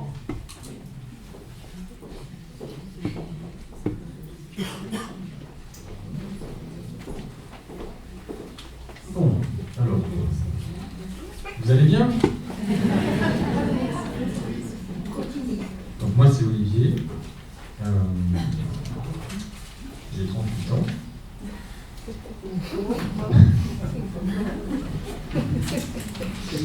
Ma première séance en kinésio, c'était en octobre 2012. Et en fait, mon but premier, c'était de travailler sur l'amour. Je sortais d'un divorce en 2008. À l'époque, j'habitais dans le 06 et j'ai rencontré quelqu'un. Et une belle relation, j'y croyais énormément. Et j'ai déménagé dans les Hautes-Alpes, ce qui m'a impliqué pas mal de sacrifices. Donc déménager, laisser mes filles à leur maman et lâcher mon boulot. Voilà. Et du coup, j'ai vécu une relation, vraiment une belle relation, mais qui, en fait, au final, s'est avérée destructrice. C'était une relation karmique. Donc, à la mi-2012, on s'est séparés et donc je me suis un petit peu éloigné de quelques kilomètres géographiquement et pour comment dire, rentrer chez soi le soir et se poser comme ça dans la prairie et se dire c'est quoi ce bordel? C'est quoi ce bordel quoi? Donc en fait tous les espoirs s'étaient envolés et je me suis dit à ce moment-là que il fallait, si je voulais changer le monde à l'extérieur, il fallait que je me change à l'intérieur quoi. Donc en fait, j'ai fait de fil en aiguille, on rencontre des gens, on papote, on discute, et puis j'ai rencontré une personne avec qui j'ai passé une après-midi, une jeune femme, et forcément en nourrissant des espoirs, et l'espoir il a été mon miroir pour me dire mon petit, tu n'es pas libre dans ta tête, tu as un émotionnel à fleur de peau, et tu es à la ramasse. Donc quand les gens vous renvoient cette image-là, vous dites bon là, c'est pas possible de repartir dans quelque chose avec quelqu'un, il faut travailler sur soi. Donc comment? Et en fait, j'ai rencontré Nathalie, et en fait j'ai décidé de partir sur 1 an et demi de kinésio à raison de 1 séance par mois. Donc, et mon souhait de travailler sur l'amour, en fait, ça a ratissé très large parce qu'on est parti dans toutes les directions. Et si vous saviez ce que ça peut ramasser, c'est un truc de fou. Donc, je redis un peu ce que j'ai manqué. Ouais, j'ai entendu tout à l'heure la répétition de la conduite d'échec, donc mon but c'était ça. Et aussi, comme a dit Sandrine, c'était éviter le côté sinueux, pour essayer de ne pas tergiverser trois plombs et essayer de trouver l'amour un jour dans cette vie quoi. Donc la kinésio c'est vraiment surprenant. Hein, les premiers temps on va faire après, j'avais fait pas mal de thérapies encore plus débiles quoi. Enfin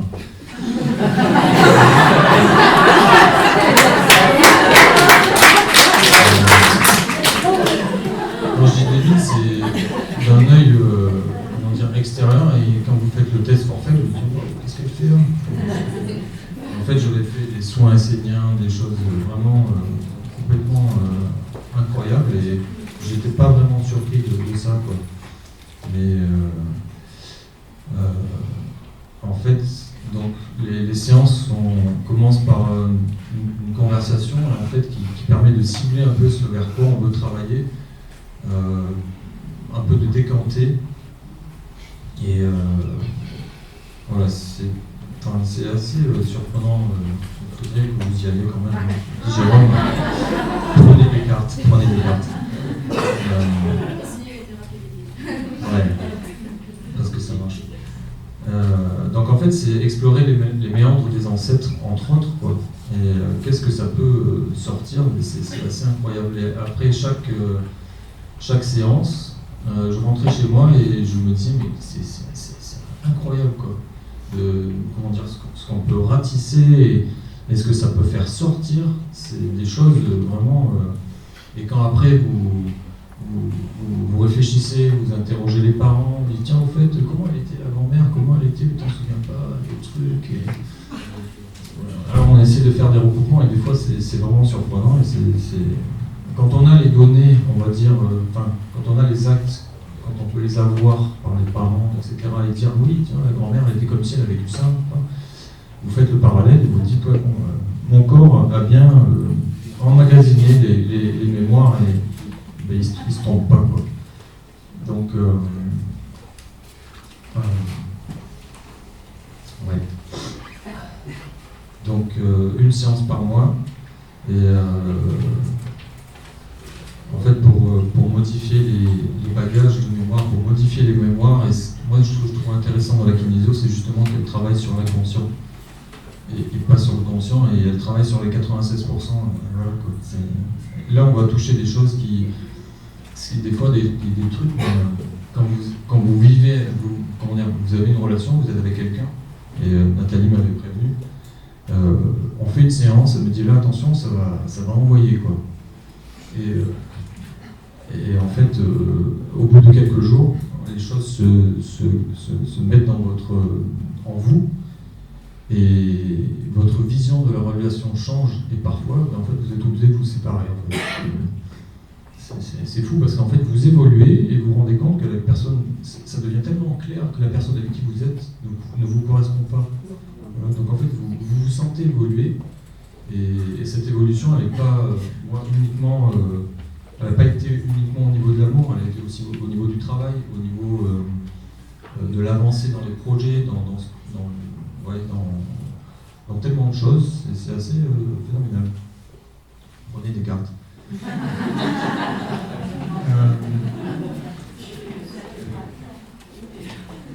Donc, ouais, j'en reviens pas parce que je suis... Donc, je disais, au fur et à mesure des changements, on attire des personnes différentes dans sa vie. Et dans nos actes de vie et les personnes rencontrées, en fait, on s'aperçoit de notre propre évolution. Et donc après 1 an et demi, j'ai fait des séances un petit peu plus échelonnées, 2, 3, 4 par an, ça dépend. Et en fonction des choses, parce qu'on arrive aussi au fur et à mesure à déterminer et à se dire tiens là il faut que je travaille ça parce que là ça bug complet, quoi. Et au fur et à mesure, la sensation de se rapprocher un petit peu du but, de se sentir plus soi, je sais pas comment dire, c'est et en janvier de cette année, on a travaillé, je sais pas comment c'est venu, mais on a travaillé sur une séance sur l'amour impossible. Et du coup, il y a un truc qui a sauté, et puis quelques jours après, il y a une personne comme ça que je connaissais depuis 3 ans et qui m'invite à boire une bière et qui m'ouvre son cœur et qui me, voilà, et puis moi aussi j'ai ouvert mon cœur, quoi. Donc et depuis c'est une très belle relation. Je suis vraiment vraiment au clair avec moi là-dedans, et il y a de la fluidité, de la simplicité, de l'authenticité, c'est de l'écoute, du partage et beaucoup de sentiments. Et en fait, ça me montre quelque part, ça m'a montré mon évolution, et ça m'a montré en fait tout le travail, toutes ces séances qui, quand vous rentrez chez vous, vous dites mais qu'est-ce qui s'est passé, quoi. Dites le lendemain, des fois je zappe complet, je fais un peu comme Jérôme, j'oublie, et en fait le soleil qui se lève le lendemain d'une séance n'a plus la même couleur qu'avant, quoi. Voilà. Merci.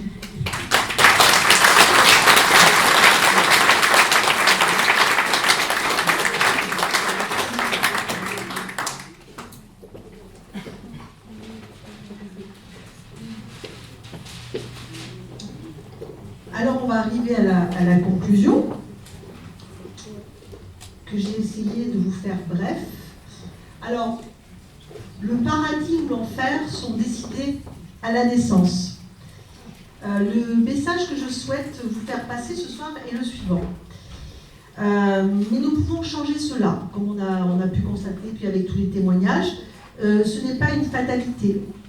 Dès le moment où vous comprendrez et interpréterez votre héritage familial et que vous deviendrez conscient de votre inconscient, sous peine de rejouer inlassablement la même partition, pour toutes les personnes qui se sentent dans une situation d'impuissance, j'aimerais vous dire la chose suivante, c'est que l'on peut sortir des puits les plus profonds où l'on s'est mis, des situations les pires où l'on se trouve. En transformant notre héritage familial, on transforme sa vie. Nous avons le choix de garder le meilleur de notre famille et de lâcher ce qui ne nous appartient pas. Il y a fort heureusement des familles unies où les parents s'aiment et qui engendrent des générations de gens heureux. Fort heureusement, mais c'est plus rare. Ça existe, hein, soyez rassurés. Que l'on peut sortir des trous les plus profonds où on s'est mis, les situations les pires où l'on se trouve. Donc, ayez confiance en vous, croyez en vous. La force divine aide et guérit, elle est partout. La psychogénéalogie est un chemin, comme d'autres chemins, hein, vers la santé du corps, de l'esprit et de l'âme. On a la famille qu'on a choisie, en fonction des expériences qu'on est venu faire sur Terre. Et il y a intérêt à la connaître, car c'est le seul moyen de pouvoir surmonter ces difficultés. Donc moi, je voulais vous dire que j'ai vraiment pris plaisir à faire cette conférence. J'en ai une autre en préparation pour l'année prochaine qui sera sur les pervers narcissiques manipulateurs. Donc c'est un sujet d'actualité. Comment sortir d'emprise. Voilà. Je voulais remercier toutes les personnes là, qui ont témoigné ce soir. Aussi Myriam, Philippe, Alain pour leur aide aussi. Et je vais donner la parole à Noël, qui est le dernier témoin. Et après, si vous le souhaitez, on va tenter avec Sandrine de répondre aux questions que vous vous posez. Voilà, et je vous remercie beaucoup de votre présence ce soir. Voilà.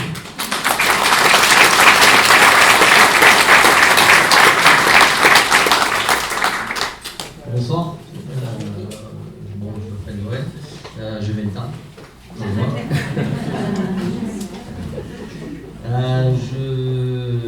J'ai rencontré Nathalie il y a 2 ans, c'est très récent. Et j'ai aussi rencontré Nicolas, qui est au fond de la salle. Je le salue.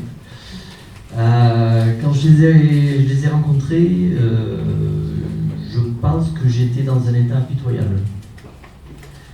Je sortais d'un burn-out professionnel, mais aussi un burn-out de vie familiale.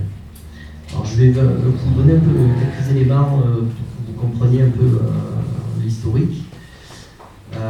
Mon éducation a été surtout dans la valeur professionnelle, dans le travail, de par mes parents. J'ai eu la chance, cette chance de par mes parents, d'avoir la valeur professionnelle, de travail. J'ai eu la chance d'être sportif de haut niveau, un sport très particulier, je en parlerai après. Personnellement, au niveau professionnel, j'ai été apprenti et j'ai terminé comme directeur administratif.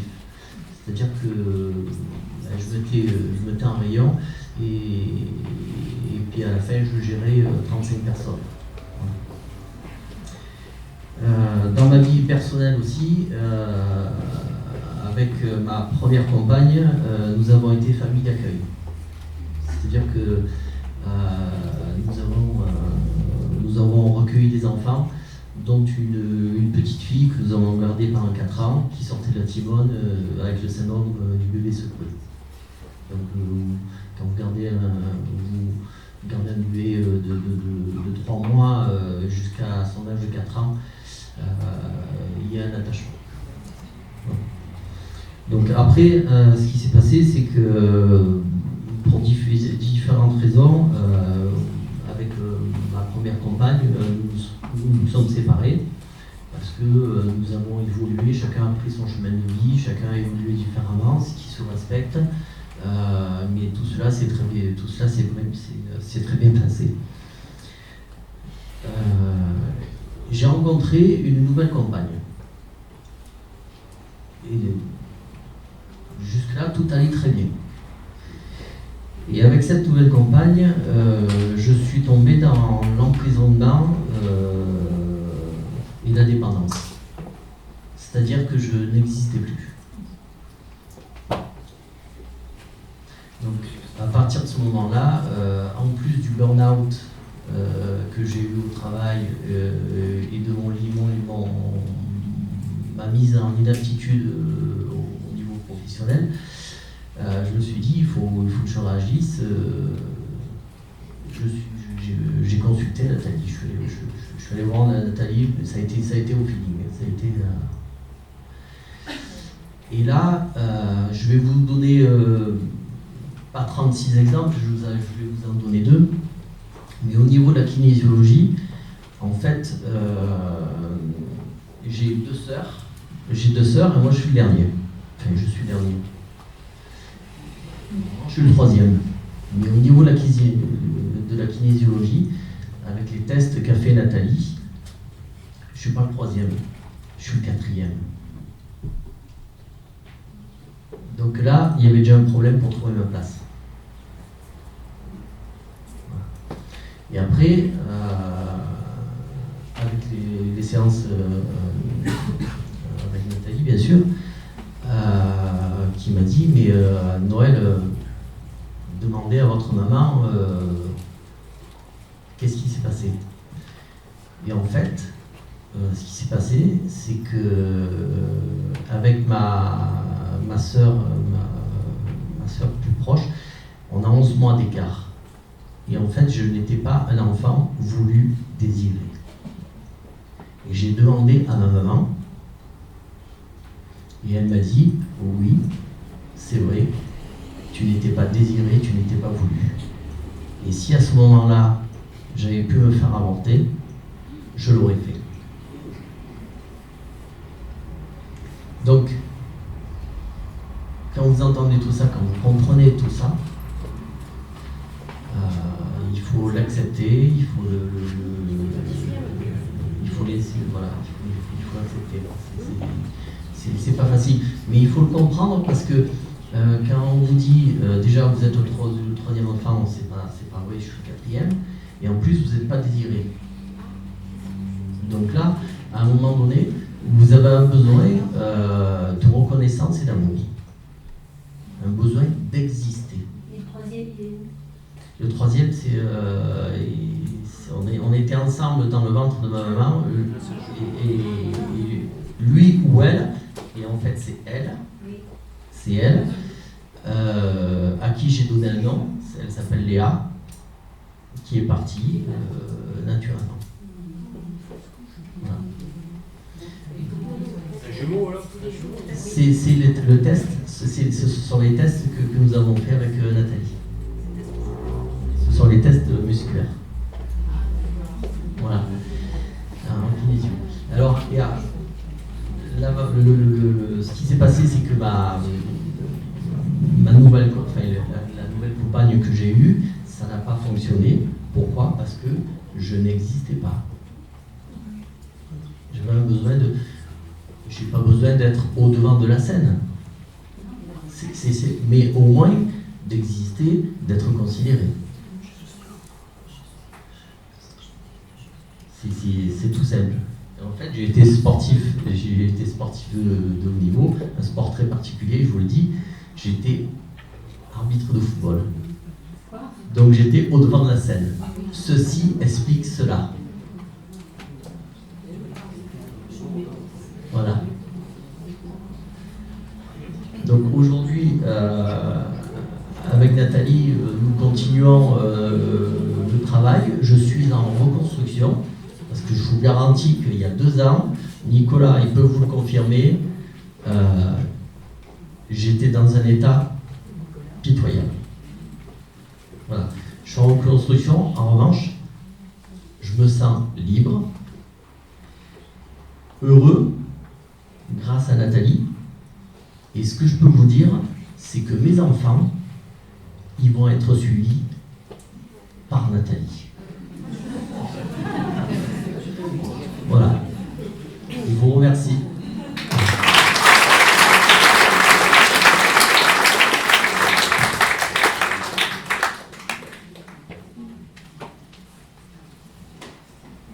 l'heure des questions est arrivée, donc on est à votre disposition. Si vous avez des questions à nous poser, on se fera un plaisir de vous répondre.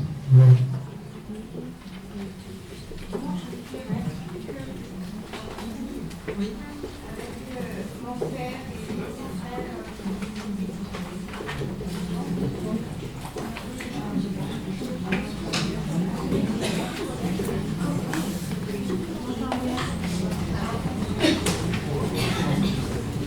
Je me suis aperçue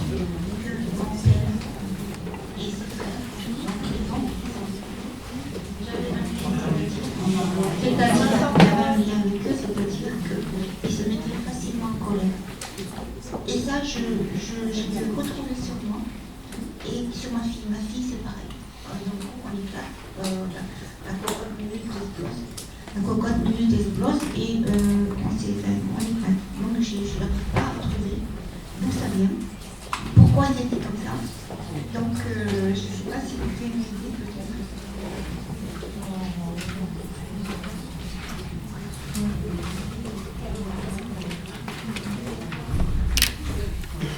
Alors, comme on en a parlé tout à l'heure, quand je vous ai fait l'explication de la conférence, c'est épigénétique. C'est transmis au niveau cellulaire. D'accord? Donc, ce qu'il faut faire, c'est tester en kinésiologie pour savoir qui vous l'a transmis. Et après, nous, on a des outils en kinésiologie de déprogrammation. Voilà. Et après, il faut déprogrammer les marqueurs cellulaires. Voilà. Ah, bien sûr. Oui, bien sûr, bien sûr. Est-ce que j'ai répondu à votre question?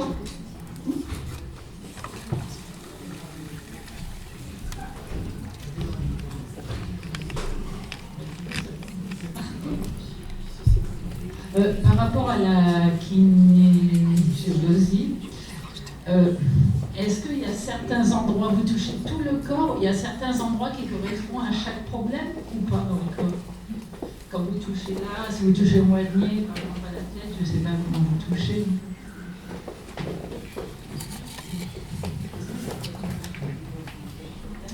Alors en fait, on utilise ce qu'on appelle un muscle indicateur. Donc en principe, c'est voilà, l'avant-bras, on fait une petite pression comme ça sur l'avant-bras, parce que c'est le plus pratique quand la personne est sur la table. Elle pose sa main comme ça et nous on exerce la petite pression. C'est le plus simple. C'est un muscle qu'on va prendre comme indicateur. En revanche, si la personne elle a un problème à ce muscle-là ou à ce bras-là, on peut utiliser d'autres muscles comme étant les muscles indicateurs. Donc voilà, ça n'a pas. Quand on prend le muscle comme muscle indicateur, le lieu où il est n'a pas d'importance. En revanche, dans la kinésiologie, il y a une grosse partie de ce qu'on appelle santé par le toucher.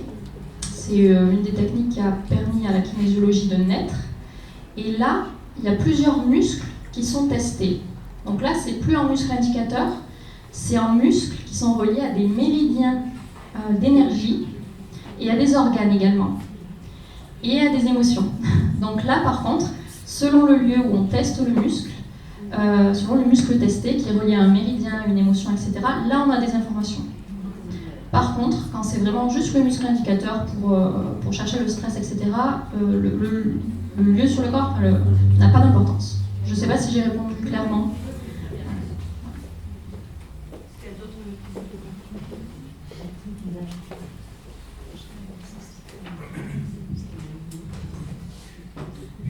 Oui, bonsoir. Moi, c'était pas vraiment une question, c'est une réflexion par rapport à Laurent, je crois, qui a parlé de l'amour. Olivier, pardon. Ah oui, c'est un joli prénom. J'ai un champ d'Olivier dans mon entourage.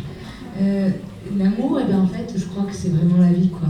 Je crois que quand on a tendance de nos jours à... On dit on cherche l'amour, mais en fait, je crois que c'est un ensemble de choses, et je pense que quand on aime ce qu'on fait, quand on aime son entourage et quand on s'aime soi-même, eh ben, c'est ça l'amour, quoi.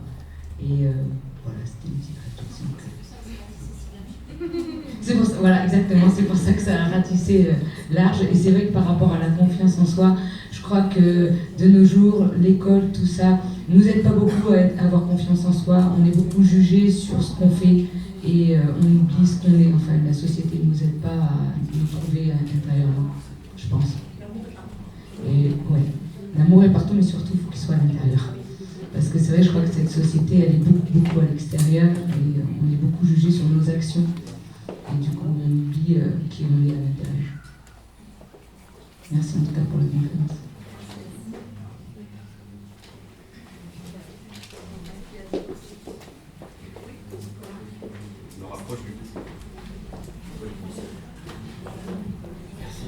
Et oui, je pensais être un petit peu plus discret au fond, mais en fait, finalement, Nathalie, vous avez utilisé la profession d'avocat dans les exemples, je ne pouvais pas m'empêcher de lever la main, forcément, sinon j'aurais menti, un avocat qui ment, c'est pas concevable.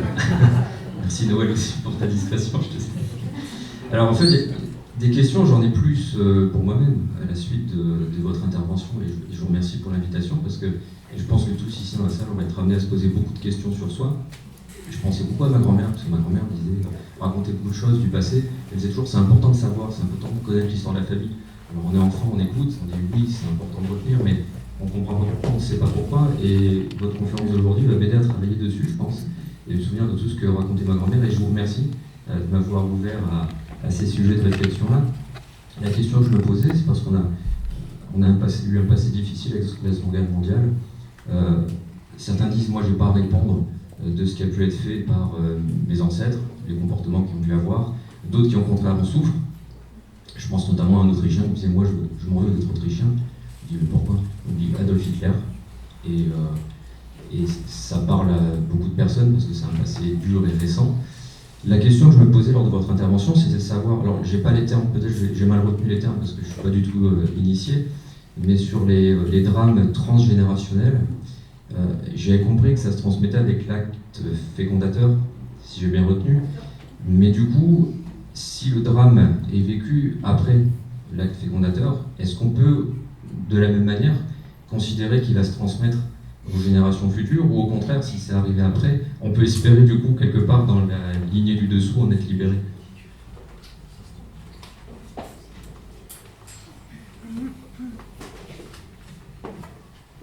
Alors ça dépend si ça va donner lieu à un autre acte sexuel fécondant ou si ça va s'arrêter. Il se passe un drame. Si après il n'y a pas d'acte sexuel fécondant derrière, il n'y a plus de transmission. Mais si derrière on donne encore naissance, ça va se transmettre par le génome. Je ne sais pas si je réponds à votre question. C'est peut-être pas ça votre question. Donc si j'ai compris, ça se transmet avec l'acte. Oui. Ou l'environnement. Ou l'environnement. Les facteurs environnementaux. Donc en fait, les enfants oui. qui ont été conçus oui. avant oui. l'événement, oui. mais qui vont vivre dans l'environnement de l'événement parce qu'ils vont eux penser. Absolument. Parce que l'environnement, c'est tout nouveau. Par rapport à la science, ils ont vu que les facteurs environnementaux étaient aussi importants que l'acte sexuel fécondant, donc la mémoire annuelle. C'est ça. Voilà. C'est sans fin en fait. Voilà. Il faut arriver à rectifier sa vie dans le présent pour ne plus donner du négatif aux générations qui vont arriver après. C'est à nous à rectifier ça aujourd'hui. Et si on rectifie ça, ça va changer la suite en fait. J'ai répondu à votre question. Vous avez une autre question? Et je ne sais pas, le prénom Nicolas aussi, j'ai un décodage si ça vous intéresse. Ça vous intéresserait, Nicolas? Alors, avocat, ça y est.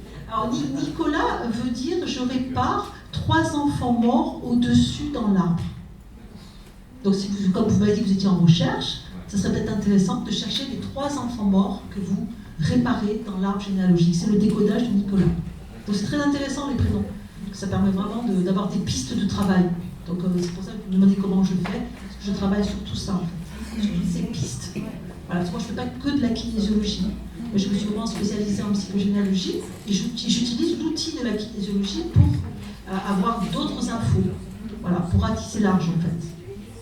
Mais ça permet de guérir, en fait. Allez, posez votre question. Parce qu'en fait, moi, j'ai compris plein de choses sur ma famille que je vis et tout, mais j'arrive pas à le guérir pour autant. C'est pas parce que je le sais que je le guéris. Donc en fait, vous utilisez la pour le guérir. Alors, c'est pas l'outil de Tulti, hein, des choses à rajouter là-dessus. C'est pas l'outil de kinésiologie qui va guérir. L'outil de kinésiologie va déceler, hein, c'est ça, les traumatismes. Après, nous avons des protocoles de correction dans la cellule, puisqu'on a vu qu'en fait, dès qu'il se passe des traumatismes, des drames, il y a des marqueurs qu'on appelle cellulaires. Et nous, on a des techniques, d'accord, pour pouvoir nettoyer comme un nettoyage en fait, d'accord. On enlève les anciens schémas, tout ce qui est négatif et on remet, d'accord, des nouvelles choses pour que l'être humain reparte sur une autre vibration, puisque les cellules vibrent à une certaine fréquence. C'est comme de l'électricité. Et oui, c'est pour ça que l'on attire dans notre vie ce qu'on est, c'est ce qu'ils vous expliquaient tous, à l'intérieur de nous. À une certaine époque de leur vie, ils attiraient des circonstances qui étaient difficiles, et quand ils ont travaillé sur eux, ils ont changé leur monde extérieur, parce qu'ils ont changé leur monde intérieur, parce qu'on a travaillé pour faire ce nettoyage des marqueurs cellulaires. Absolument. Est-ce que tu veux rajouter quelque chose là-dessus ? Donc effectivement, le test musculaire, c'est l'outil qui permet de déceler et de trouver l'équilibration adaptée. Et parmi les équilibrations, il y en a de toutes sortes, et on teste tout, vraiment tout. On ne fait rien par nous-mêmes sans passer par le test. Et parmi les équilibrations, on va avoir des équilibrations davantage électriques, parce qu'on a de l'électricité dans le corps, d'autres qui sont plus énergétiques, d'autres beaucoup plus structurelles, d'autres qui vont être basées sur l'émotionnel. Donc voilà, on a vraiment beaucoup d'outils classifiés un petit peu, et c'est ça qui va permettre de le libérer. Et c'est l'inconscient qui décide, pas nous. On pose des questions au corps en fait, parce que le corps ne ment pas. Le corps ne ment pas. Voilà. Est-ce qu'on a répondu à votre question ? Ah bien sûr que c'est complexe, parce qu'il faut le vivre. Il faut le vivre. Et c'est tant qu'on ne le vit pas, on ne peut pas, c'est trop théorique comme ça, c'est compliqué. C'est très compliqué hein, d'expliquer. Mais quand on le vit, puisqu'il y a quand même pas mal de patients ici, on se rend compte qu'il se passe des choses en nous. D'accord ? Parce que la guérison, elle ne peut se passer qu'à l'intérieur de nous. D'accord ? Et on voit des gens qui ont un changement énorme de vie. Parce qu'à force de faire des séances, et bien à un moment donné, ils vont sentir que la guérison va fleurir à l'intérieur de leur cœur. Et ça se fait tout seul en fait. Mais on ne sait pas le nombre de séances. Vous voyez, il y a des gens, 3 séances, ils ont un résultat. Et il y en a 3-4 ans plus tard, c'est pas nous qui décidons. En fonction de l'héritage qu'ils ont, en fonction de la famille qu'ils ont. Voilà. Absolument. Nous sommes d'accord. Voilà. Parce qu'il faut être prêt à lâcher aussi. Parce que l'être humain est très attaché à sa souffrance. On adore notre souffrance. Non mais c'est vrai, on adore la souffrance. On dit que non, mais oui. D'accord ? Parce qu'on est habitué. Changer, passer d'un état à un autre, c'est très difficile. Bien sûr, et grâce à l'outil de la kinésiologie, c'était l'intervention de Sandrine avec le cerveau trilmique, on a des tapotements, enfin comment on pourrait dire ça, comment on pourrait... Oui, c'est ça. Parce que les jeunes kinésiologues, moi ça fait tellement longtemps, etc., qu'en fait on remet en place les 3 parties pour qu'on puisse favoriser la guérison. Parce que le cerveau reptilien, un des 3 cerveaux, si on ne le met pas en place avec les 2 autres cerveaux, il va toujours vouloir qu'on reste dans la zone de confort. C'est pour ça qu'il y a beaucoup de gens qui n'arrivent pas à passer à la guérison. Parce que l'inconnu fait peur. Voilà, il faut que les 3 parties du cerveau soient d'accord pour passer à la guérison. Et après, une fois que ça passe, il y a un changement de vie spectaculaire qui se fait. Et vous avez des gens qui viennent et qui ne passent pas à la guérison, qui ont compris des choses mais qui ne vont pas jusque-là. Parce qu'il faut une dernière séance, ils ne la font pas. Ah, ça y est, je me sens bien comme ça. Et je leur dis, ben non, s'il en faut encore. Mais après, c'est la vie de chacun.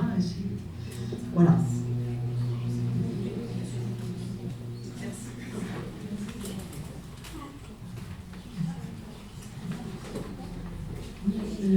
Pendant notre vivant, quand on a vécu des situations difficiles dans la famille,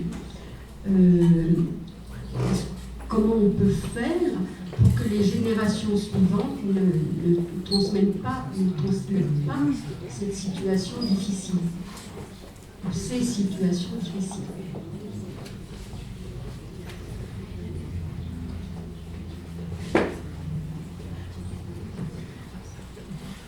Alors nous, en tant que femmes, donc dans nos ovaires, on a l'empreinte génétique de nos enfants. C'est la grande nouvelle par rapport aux hommes. Donc quand nous, en tant que femmes, on travaille, on va nettoyer les mémoires ADN. Ça, c'est une première part. Moi, je sais que ma fille, puisque je suis grand-mère d'un petit enfant de 1 mois, elle n'arrivait pas à avoir d'enfant. Et j'ai travaillé avec quelqu'un qui était, parce que moi j'ai une histoire généalogique terrible, où j'ai travaillé vraiment en épigénétique. Et quand parce que ma mère, en fait, c'est un exemple, c'est pas pour parler de moi, mais c'est pour vous donner un exemple, ma mère, son petit frère de 13 ans, est mort sur ses genoux. Et elle avait 20 ans. Et toute sa vie, elle a pleuré ce petit frère. Et j'étais bloquée toute ma vie. C'est pour ça que ça a été très compliqué pour moi, ça allait encore au niveau sentimental. Parce que, en fait, j'étais programmée par cette mère avec ce décès que vous me demandez, injustifié, injustifiable. Ma mère n'ayant fait aucun travail sur elle, je travaille encore pour débloquer. Alors que moi, qui ai travaillé 18 ans sur moi, j'ai pu débloquer ma fille. Vous voyez, je ne sais pas si je réponds à votre question. Et après, il y a vos enfants, vos petits-enfants qui doivent faire leur propre travail. Vous voyez, c'est que chacun doit faire sa part. Voilà, parce que vous pouvez pas, ça ne peut pas se faire par miracle. La prise de conscience des programmes, mais il faut faire quand même un travail de nettoyage des marqueurs cellulaires. Parce que sinon, vous allez rester toujours dans la même situation. On ne peut pas, même la psychologie traditionnelle, c'est très intéressant, mais on ne peut pas passer au niveau supérieur. Puisque le mental, on va travailler sur le conscient, les 4%. Pensez qu'il faut travailler sur les 96%. D'accord ? Voilà, il faut travailler sur déprogrammer les mémoires ADN. Et en déprogrammant les traumatismes, parce qu'on le teste en kinésio, on teste. Par exemple, vous tombez sur l'histoire d'une grand-mère, par exemple, où vous êtes programmé. Si on tombe, par exemple, on va tester secret de famille, et on sait le secret de famille qu'on porte. C'est ça qui est intéressant avec la kinésiologie, c'est qu'on va tout tester. On connaît les peurs de nos ancêtres, les émotions, les secrets, tout en fait. C'est ça qui est intéressant, on a tout dans la mémoire ADN. Et on a des protocoles pour corriger ça. Je ne sais pas si j'ai répondu à votre question. Oui. Oui. Ah oui. Alors, vous les libérez quand même un petit peu, parce que vous libérez vos enfants, oui. Vos enfants, oui, pas le reste. Parce que vous avez on a l'empreinte génétique de nos enfants au niveau de nos ovaires. Bien sûr, vous allez faire votre part. Complètement. Ah oui, parce qu'on a c'est un peu comme le colibri, hein. Voilà, chacun doit faire sa part. Alors que l'homme ne peut pas. S'il travaille sur lui, il va falloir qu'il travaille sur lui et qu'après il aille en parler à ses enfants. Il ne pourra pas le régler, parce qu'il n'a pas l'empreinte génétique de ses enfants, puisqu'il ne les porte pas. Tout c'est l'avantage quand même. Il y a quand même des avantages en tant que femme, quand même, hein, d'avoir porté nos enfants. Voilà.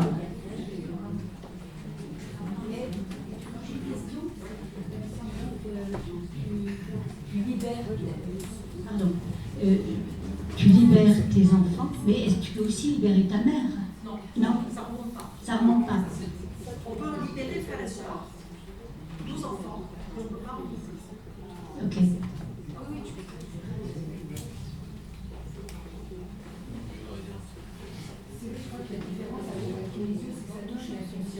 Et c'est vrai qu'intellectualiser des choses qu'on peut faire en psychothérapie, moi je sais que je suis allée voir Nathalie, j'ai dû économiser 15 ans de psychanalyse. Parce que je pense que en psychologie, tout ça, moi j'en ai fait un tout petit peu, hein, on intellectualise beaucoup, on tourne autour du pot, mais ça reste que de l'intellect. Alors que là, je pense que ça touche l'inconscient et du coup, c'est vrai que pour moi, ça a été magique, il ne faut pas répéter ce que tout le monde a dit. Mais voilà, il y a des choses qui se passent au-delà de nous, quoi, et c'est dans l'inconscient. Je crois que c'est vraiment la différence.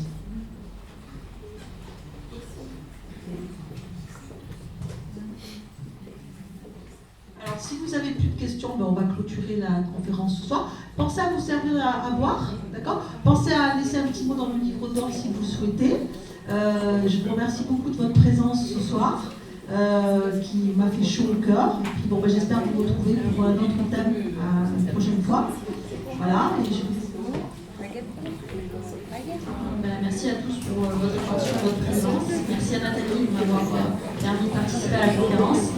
Et puis, les clés sont en nous, on a les réponses en nous, donc à nous de jouer. Voilà.